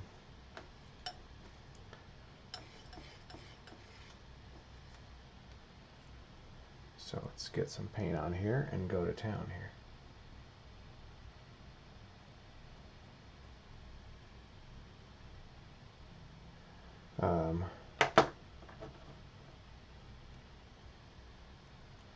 I can add a little branch or so later if I need one.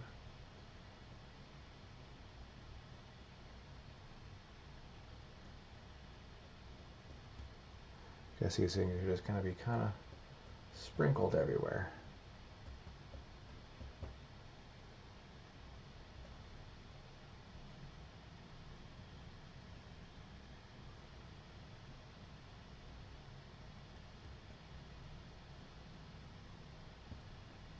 Little clusters.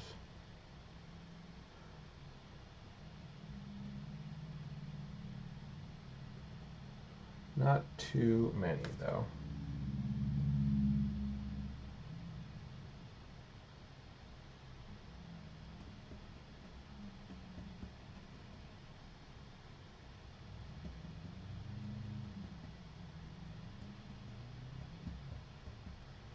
Little branch has got a ton of them there. And let's do more paint. Okay, I like that color. Let's do a bunch more. I need to do the other side as well.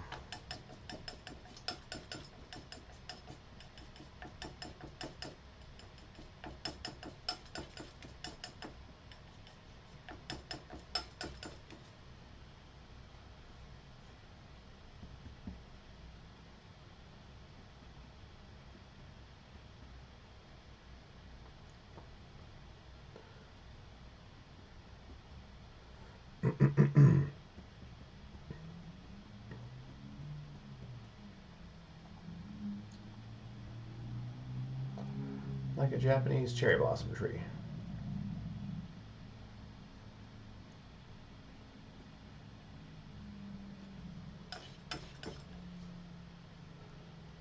Maybe they follow some of these branches a little bit, and then there's a bunch at the end. Poof. Bunch, bunch. And then I think I want them to get a little darker as they really move away.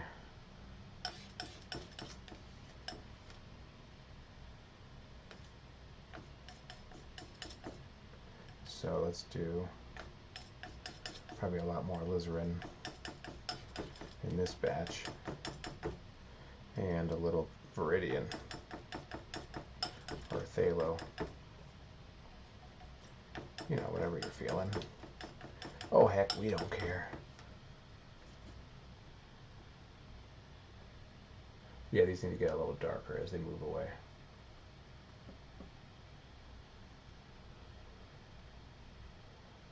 Bunch.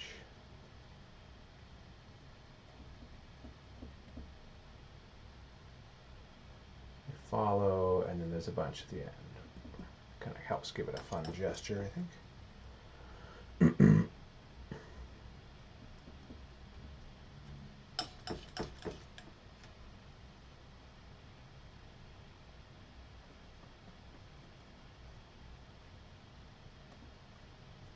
Let's do a little more, a little darker still.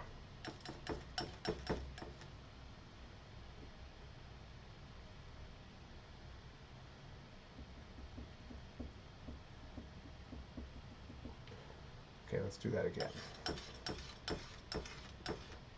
I need some more. Little alizarin. Let's go for viridian.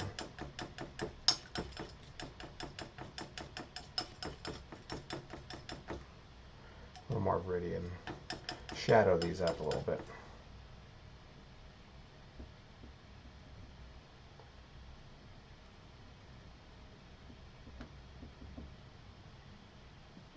Some different colors in the same bunches even.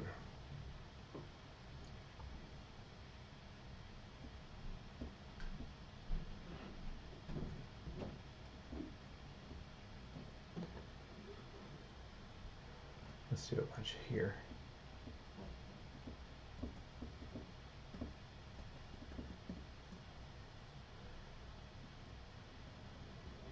Yeah, let's do this shadow color in some of these bunches here to break it up, because they won't all be hit by the light.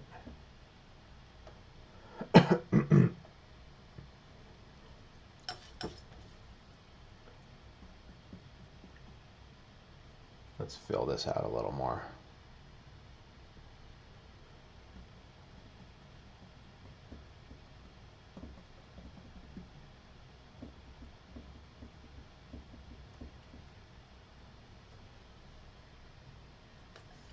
And we'll color some of these lighter ones again.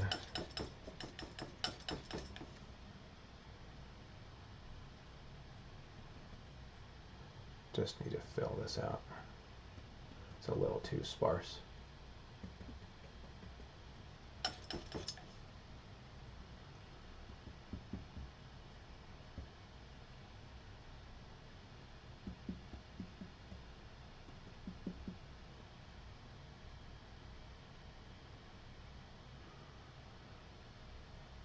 Like maybe it's like, you know, just past spring and the flowers are starting to fall off.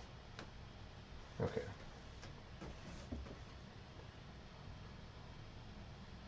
Let's do some white ones now. Just gonna have to wash a brush because I'm running out.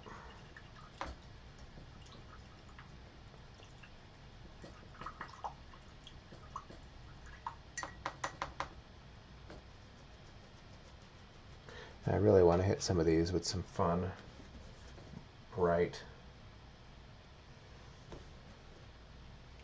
like light coming through this from behind there. Should I do white? Or should I do like a light green? Maybe a little touch of green. And a little tiny touch of pink. So that's not pure white. Tiny more touch of pink here. Let's see what that looks like.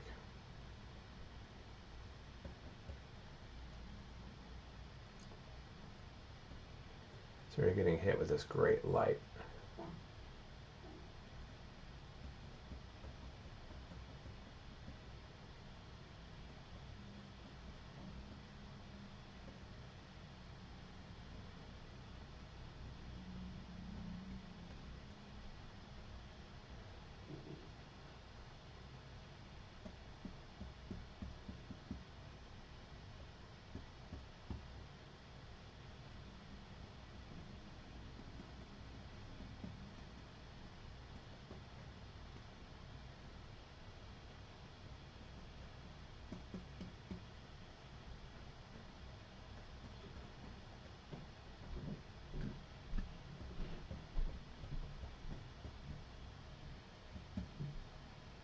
And I bet that's going to fade.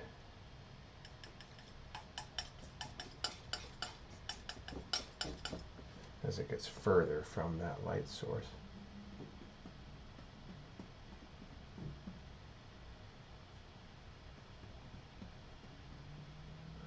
Totally making this up, so I'm just sort of like guessing about what I think light might do. Maybe we'll get a couple bright ones here, but not nearly as many.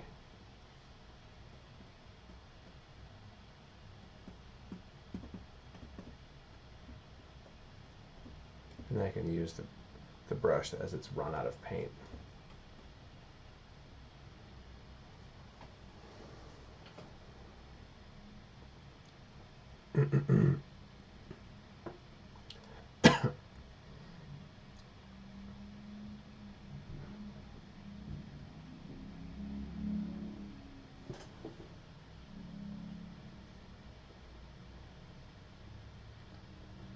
Okay, that was my light white brush. Let's kind of start working on the other side here to keep this consistent.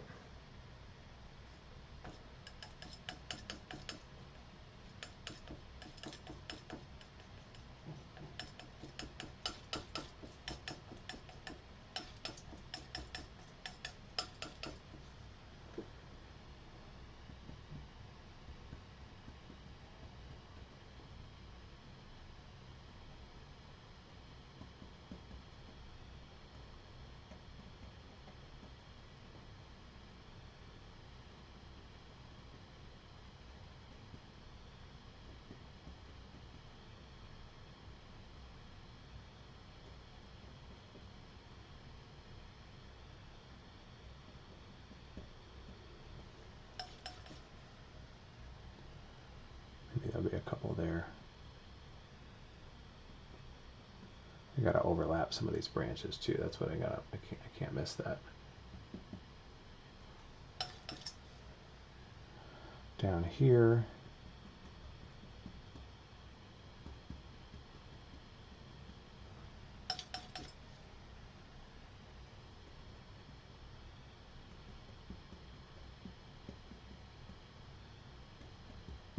I'll have some of them falling to the ground also. That'll be cool. They can't all be on the tree. They're falling down. There's a little cascade of... I might have to add some branches in later. Okay, so here's them getting a little darker and more sort of somber in color.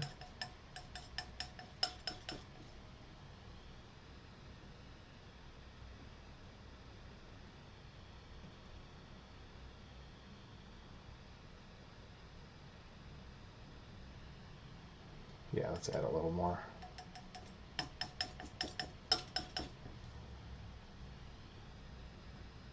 There we go. Keep them a little natural looking. I don't want them too bright and colorful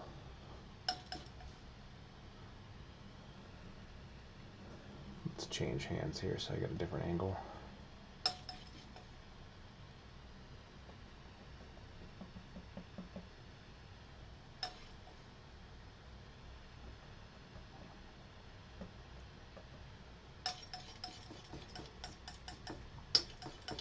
Here's this dark color that's already waiting for me there. Look at that. Maybe there's a bunch there.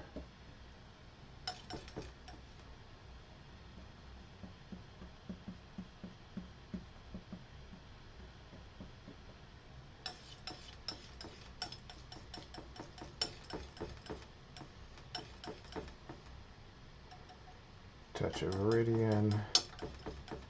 Keep that nice and dark, somber color.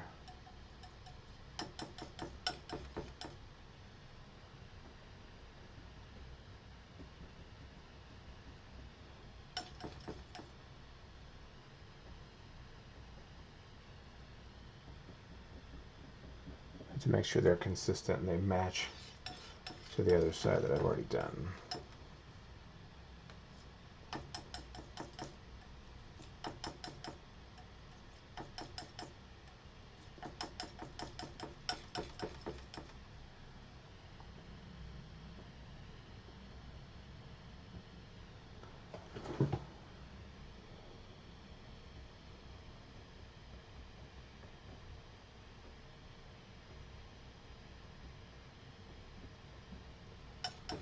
Make sure I keep these clusters kind of random. That could be a little darker, as it's right against the edge there.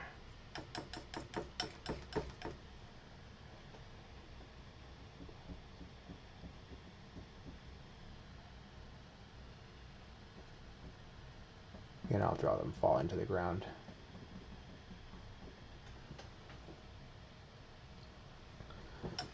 Could put a couple more up here.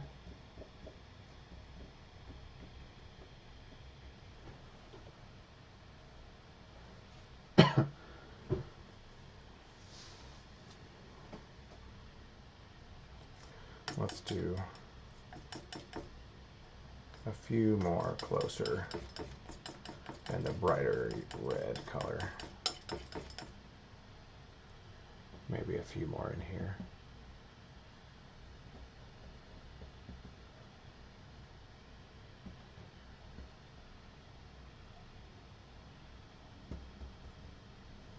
That's a little too dark on the brush. Let's clean off some of that paint, because these need to be brighter.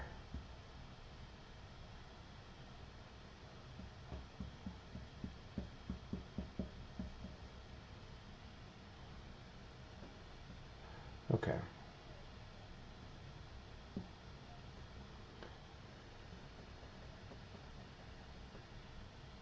Now I can add my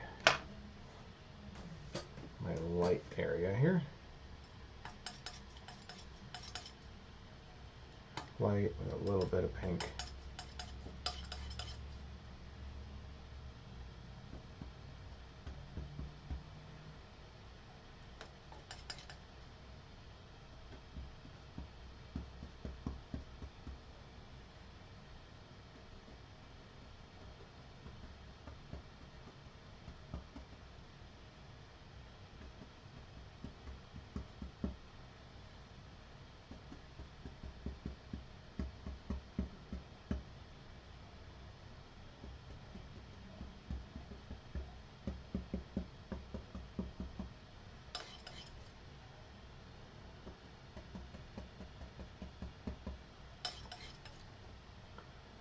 So many flowers. What have I got myself into?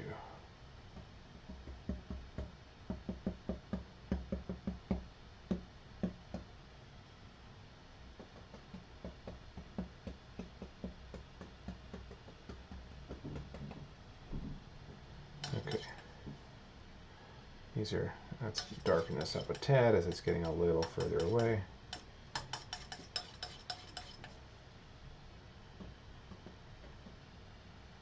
There's fewer of them with this light.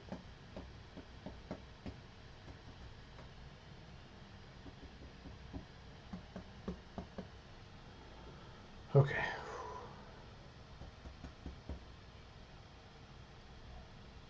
Let's step back and take a look at this now.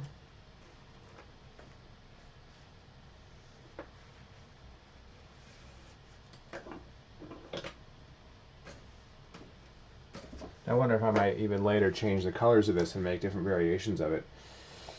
Like digitally, I can make an autumn version. This is more of a spring version or something. Let's see here. Well, that's kind of fun.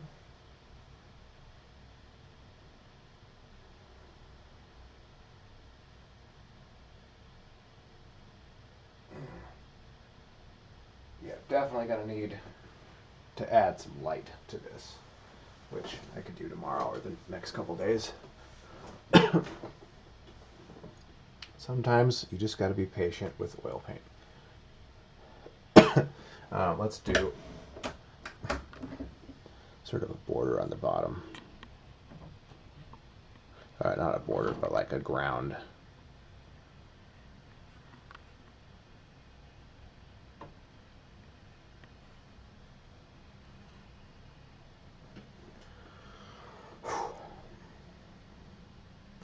Some of these are going to be on the ground, which means we need shadow.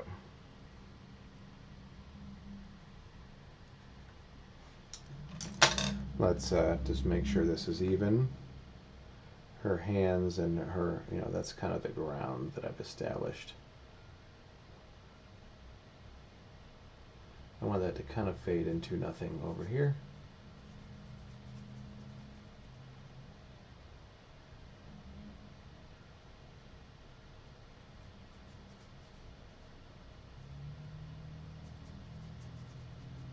These are just some of them on the ground casting a shadow.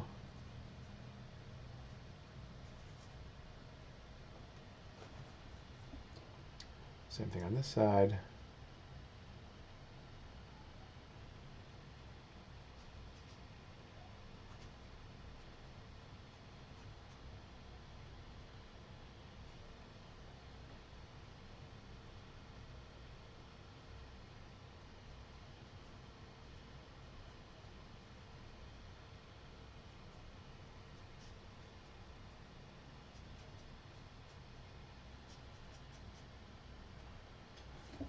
Maybe there's one or two.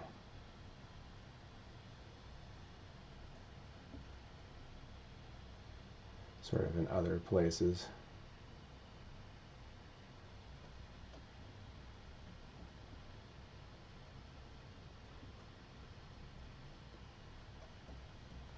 Okay. These will be mostly mostly the darker ones. Not a lot of light coming through them.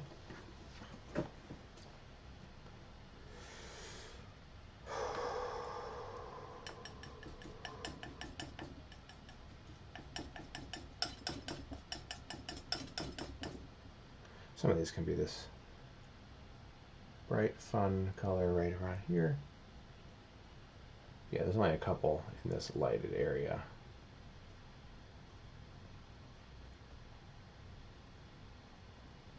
The rest of I'd say they get pretty dark pretty quick.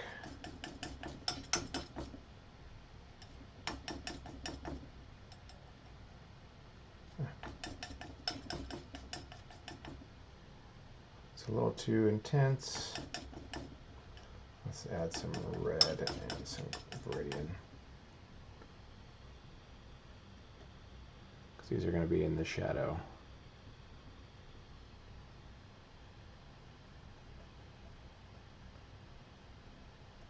Just sort of piled willy-nilly everywhere.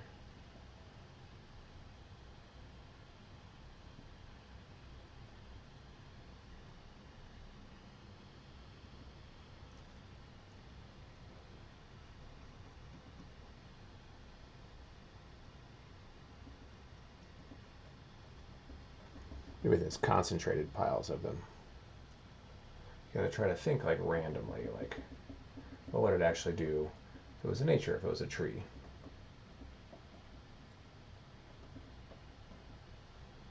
Bigger one there, that's like sort of closer to us, and then they're like further away.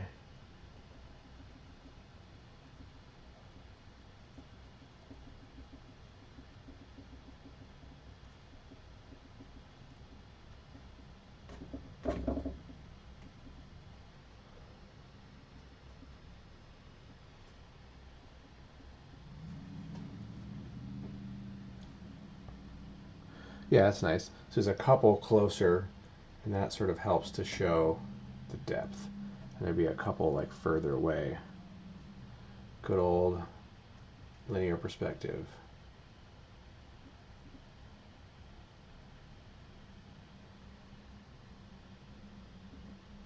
Couple right there. Maybe I'll leave room right there to sign my name later.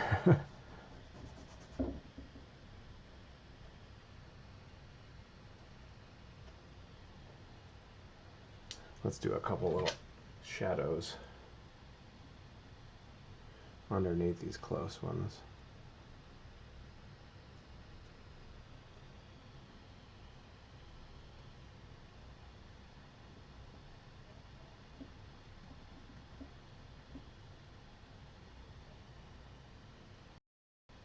That's fun.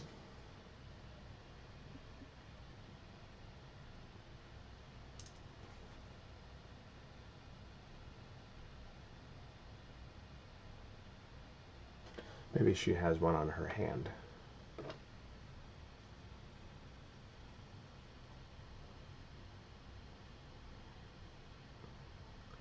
Because that could totally happen, right?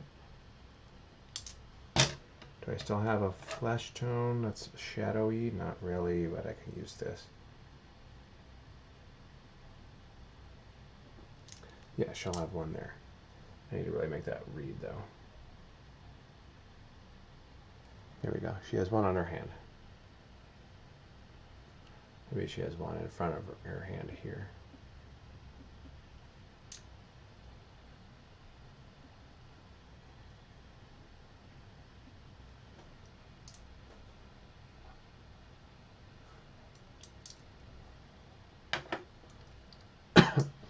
All right, let's do some real subtle a couple little branches and stuff connecting some of these. Gonna need more paint than that.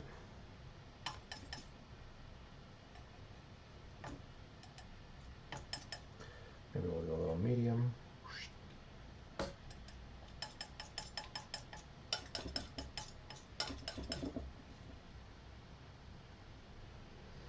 Some of these have little tiny bunches that come up here, and they're not really connected to anything.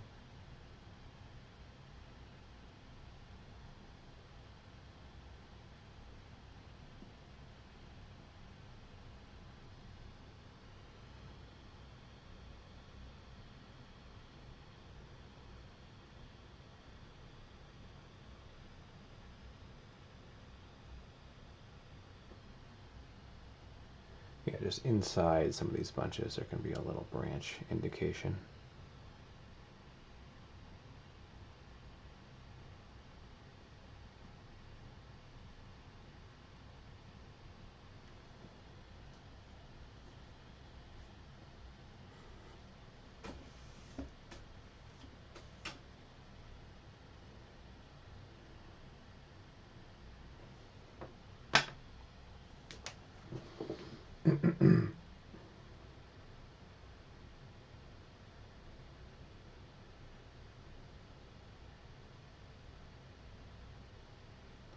Okay, just looking.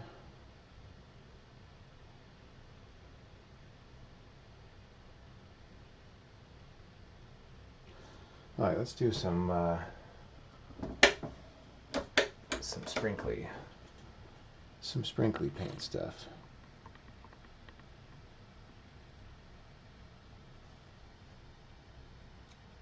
I also feel like I want to just blur some of these just for fun. Just a couple.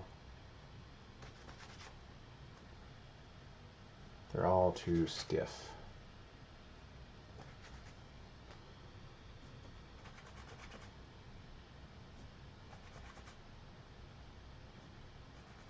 Oh, you know what I haven't done yet also? I need to paint a couple falling down.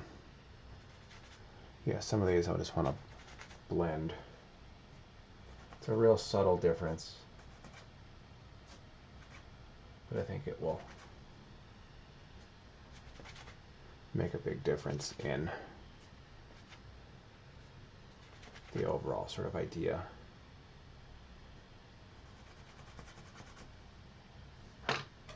And let's do a couple falling down.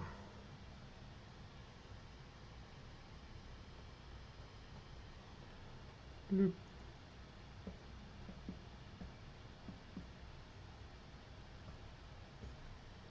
Some of the lighter ones here. I'm just picking them random. Yeah, not too many. It's not like a shower. It's not like foomf. We'll do a light one.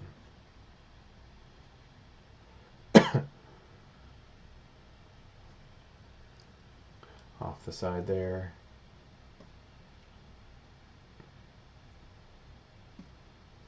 Could be a couple sort of floating around in here for no reason.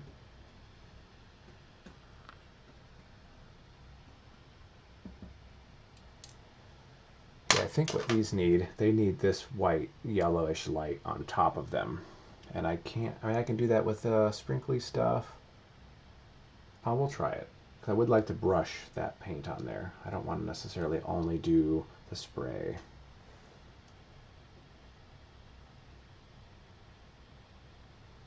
Let's go ahead and do a little bit of that then.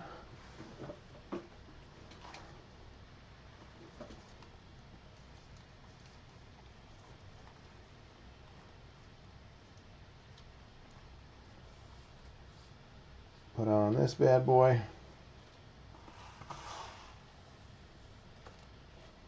So don't breathe this shit in.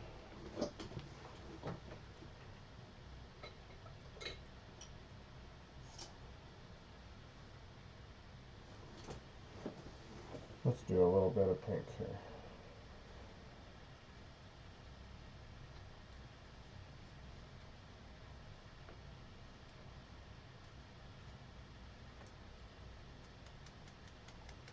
Let's make these glow a little bit.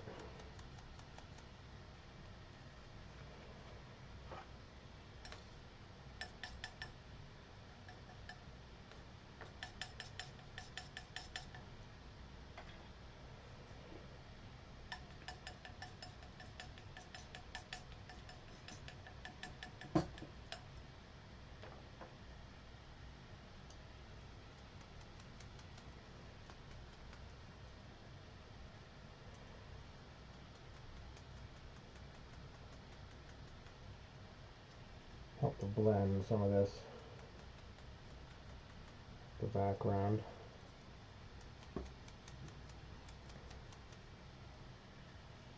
Just add a little glowy quality to it. Real subtle.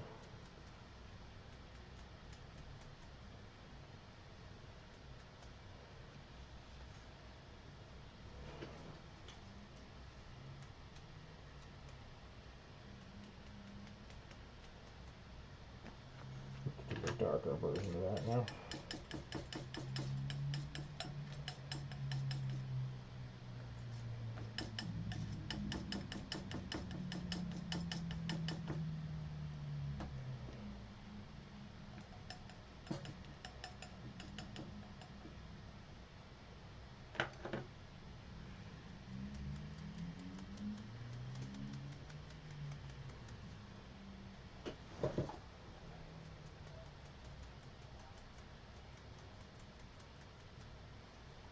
Do that down here too. I even help to make it look like there's more petals on the ground. Just distribute the color a little bit too. Get some pink around other places in the scene. That's looking good. Okay. There's that. Now I want my white yellow color.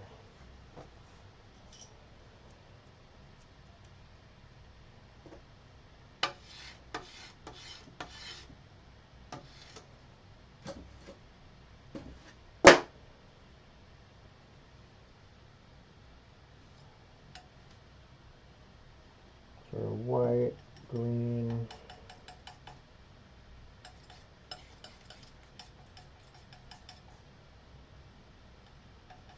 We'll stick to this little bit of green here.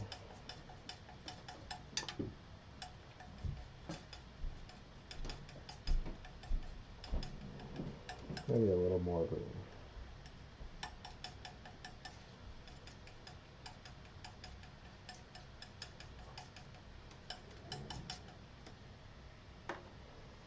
Oh.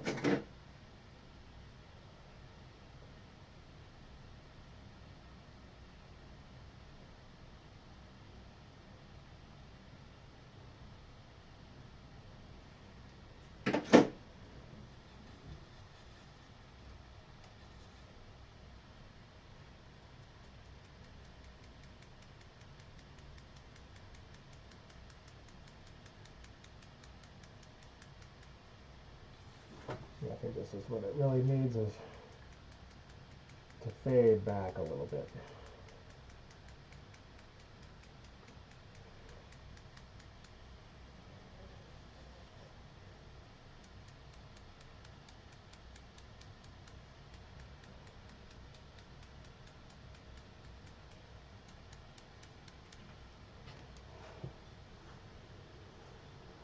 Let's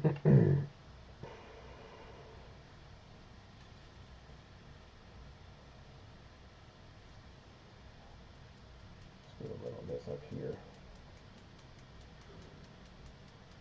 This makes my finger tired in a weird way.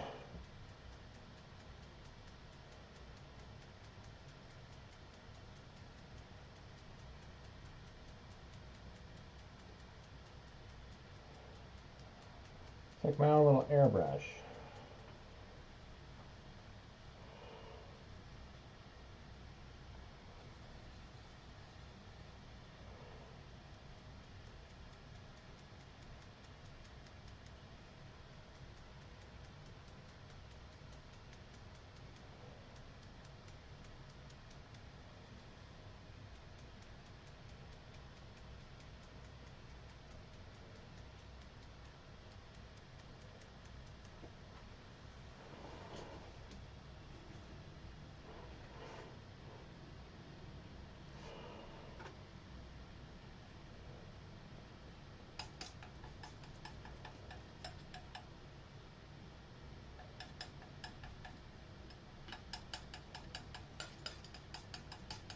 Okay.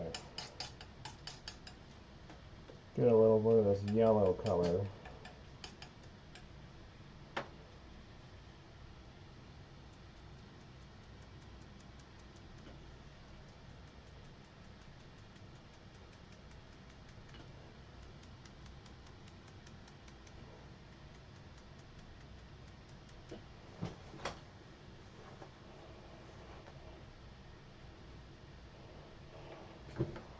Make it a little darker. I might be nearing the end of what I can do today. Oh, way too dark. That's okay, mix it with some of that.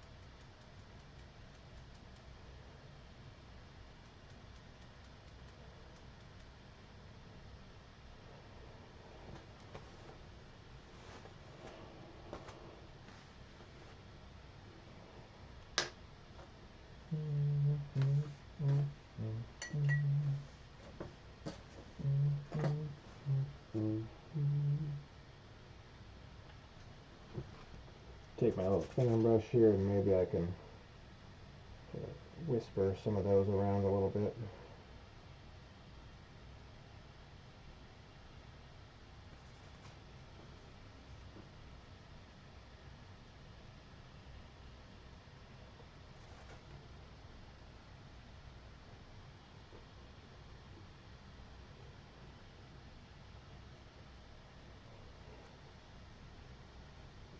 Ooh, just gotta barely touch it.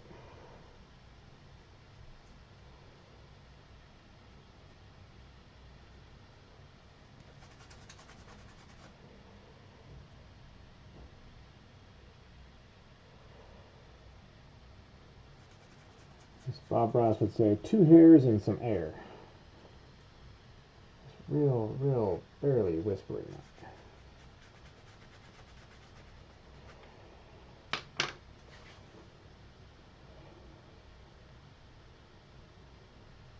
Okay.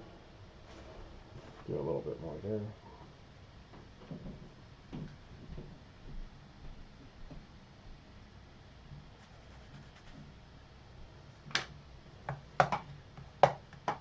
Haven't taken a picture in a while. Let's do that real quick.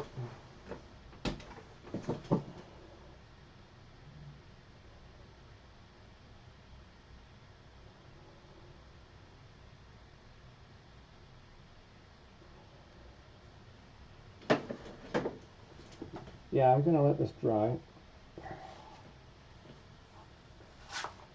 And do a few more touch-ups in a few days.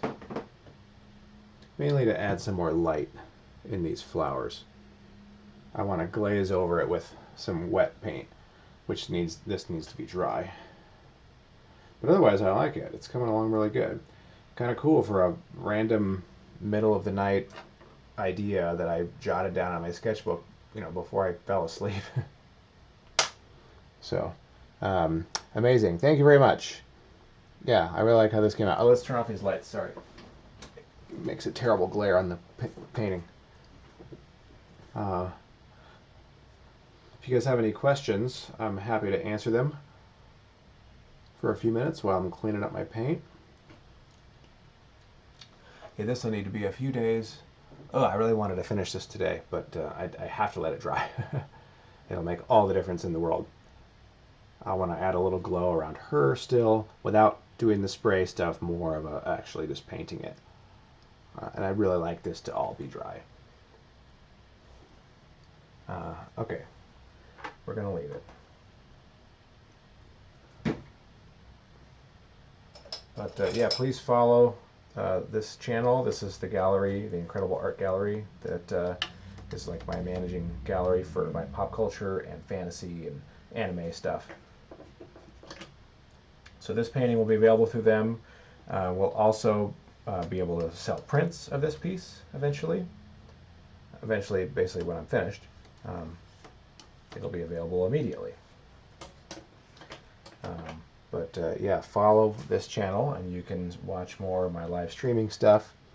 Beautiful piece of art. Thank you very much. So thanks, guys. Appreciate you watching. Please follow us, and I really love having the audience. You guys can ask me a question if you'd like. I try to not take too many questions while I'm working because I just can't. My brain doesn't handle it.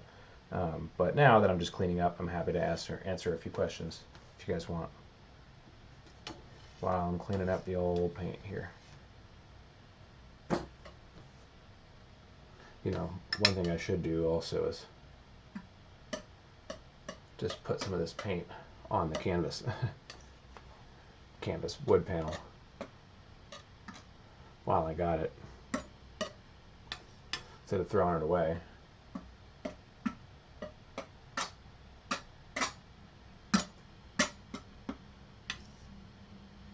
It's a trick that Casey Baugh taught me. It's like, hey, you're cleaning up your palette. Put that paint on the painting.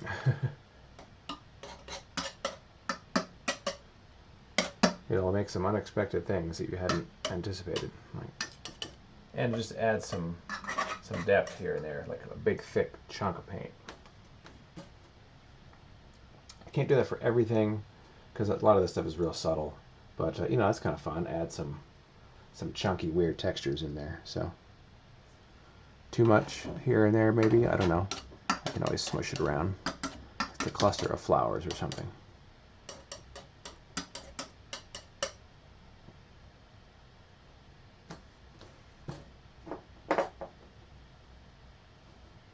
And I can do this too. Take the old fan brush and just move some stuff around. Oh, that was almost a drip. I don't want any drips. Yeah, a little whooshiness happening there. So it's like from far away it looks like one thing, but when you get up closer you can see some other subtle things happening.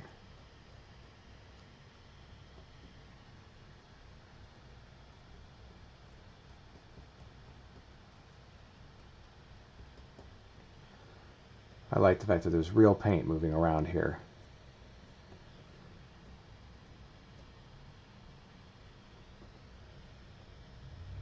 And there's some things that I do here that you just can't emulate with digital. You can try and sort of, do some things, but really it doesn't work the same.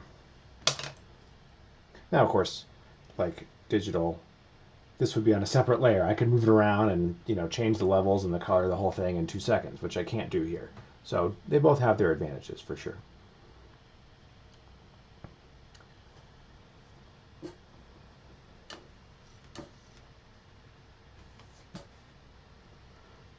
I could flip the whole thing horizontally and, I could really take it apart and edit. It's so editable. And if this was digital, that is, I think, one of the hugest advantages. You could put it in Liquify and squash everything around a little bit just to really dial it in. Where here it's like I have to actually paint and move things around.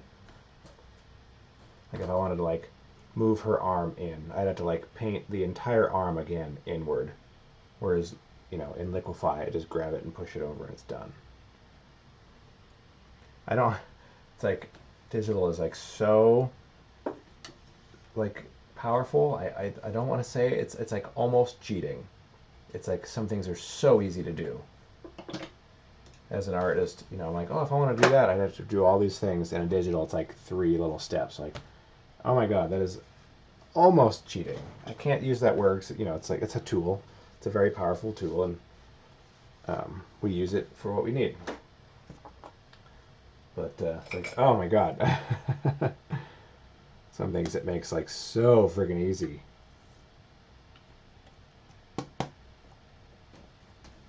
Put my paint away in my trusty little guy here. This just keeps it from drying out.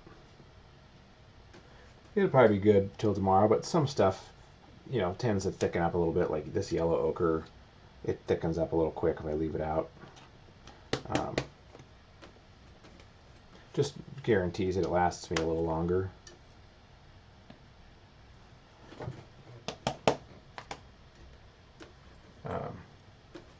And this paint is not cheap. Any good quality paint. Even I have acrylic paint where it's it's good quality paint when the prices change depending on the color. Like they have different series. Like titanium white, yellow ochre, those are always series 1, they're the cheapest. But as you get into more expensive pigments, like the cadmiums, cadmium yellow, orange, red, they're really expensive because the pigment, they're using real pigment. It's not garbage mixtures of crap like student quality or kids paint or whatever. It's like, no, this is real professional paint. So that's how you know paint is good quality. That's one indicator. I think another favorite one of my indicators is when they actually put a swatch of the real paintbrush on the tube. Like that's real Viridian green paint, if it'll focus. So I can turn it in the light and see what it looks like, how transparent it is. And I have some acrylic paint that does the same thing, these Goldens. That's a swatch of the actual color. So I can see what the paint really looks like. Instead of, printed color on the side. Like, that's bullshit. I want to see the real paint. I typically will even open the tube up and look at it in the store and squeeze it around and look at it. Or you can bring a little sketchbook and smush some on the paper and move it around. But I think it's a good sign of a good quality paint when they go to that extra mile and just actually brush a bit of the paint on the side of the tube.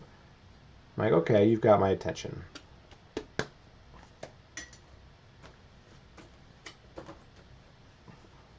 So you go to the store and look at paint, you'll notice those are the ones that typically might be a little more pricey, but they're worth it if you're looking for a really pro quality material,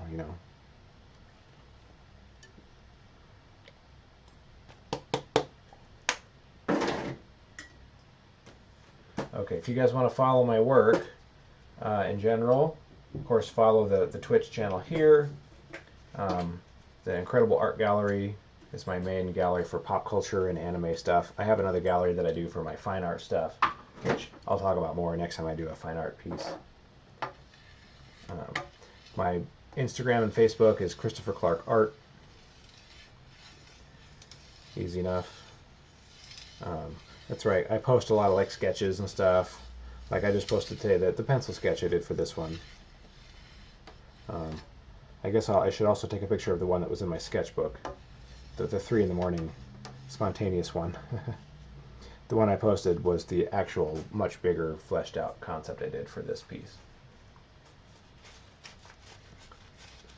which was based off of a photo I took of my girlfriend, who was the model, who just posed for me in this pose, and I just opened the window and had the light.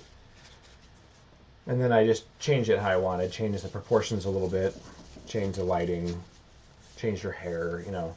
I can idealize it how I want. It's a tough, like the knees, seeing that anatomy and the way the light goes around them was, you know, I could fudge it, but it wouldn't be, I knew it wouldn't be as great if I had an actual reference. And just getting a really good gesture. So you're allowed to do that. I would suggest use your own photo reference when you can. Take a picture of yourself, or ask your friends. Your friends will die to do it. Like, oh my God, yes, paint me. You know, any of your friends would say yes.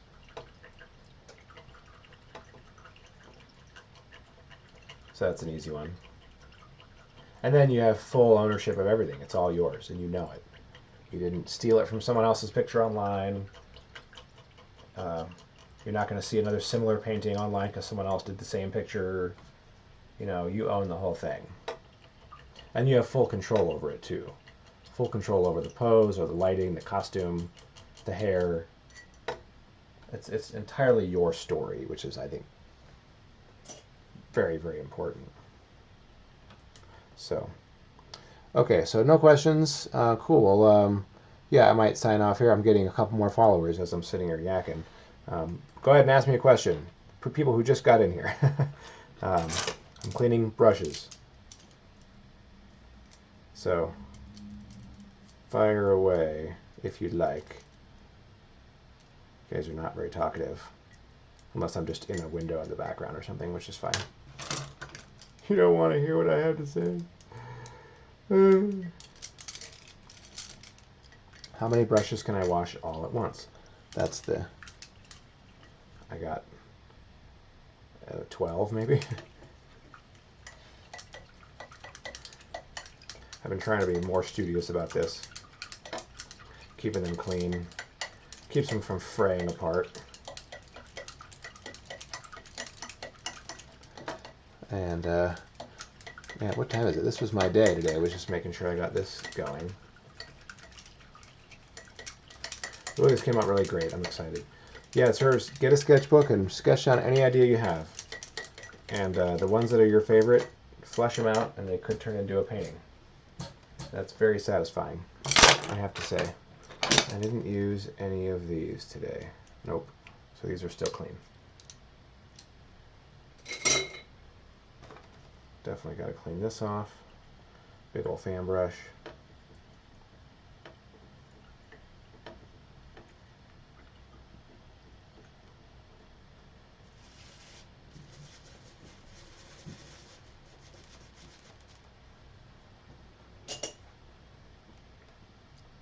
Okay, I'm going to go ahead and sign off then and finish this up in a bit. Thank you guys for watching. I'm Christopher Clark, and I've got another cool anime sort of themed fantasy piece ready to go. You know, in the next couple days I'll be doing that, so follow us here on the Incredible Art Gallery and you can watch that again. And these are all available for prints or for originals at ChristopherClarkArt.com, or you can follow me on Facebook and Instagram, Christopher Clark Art. So thanks guys, see you next time.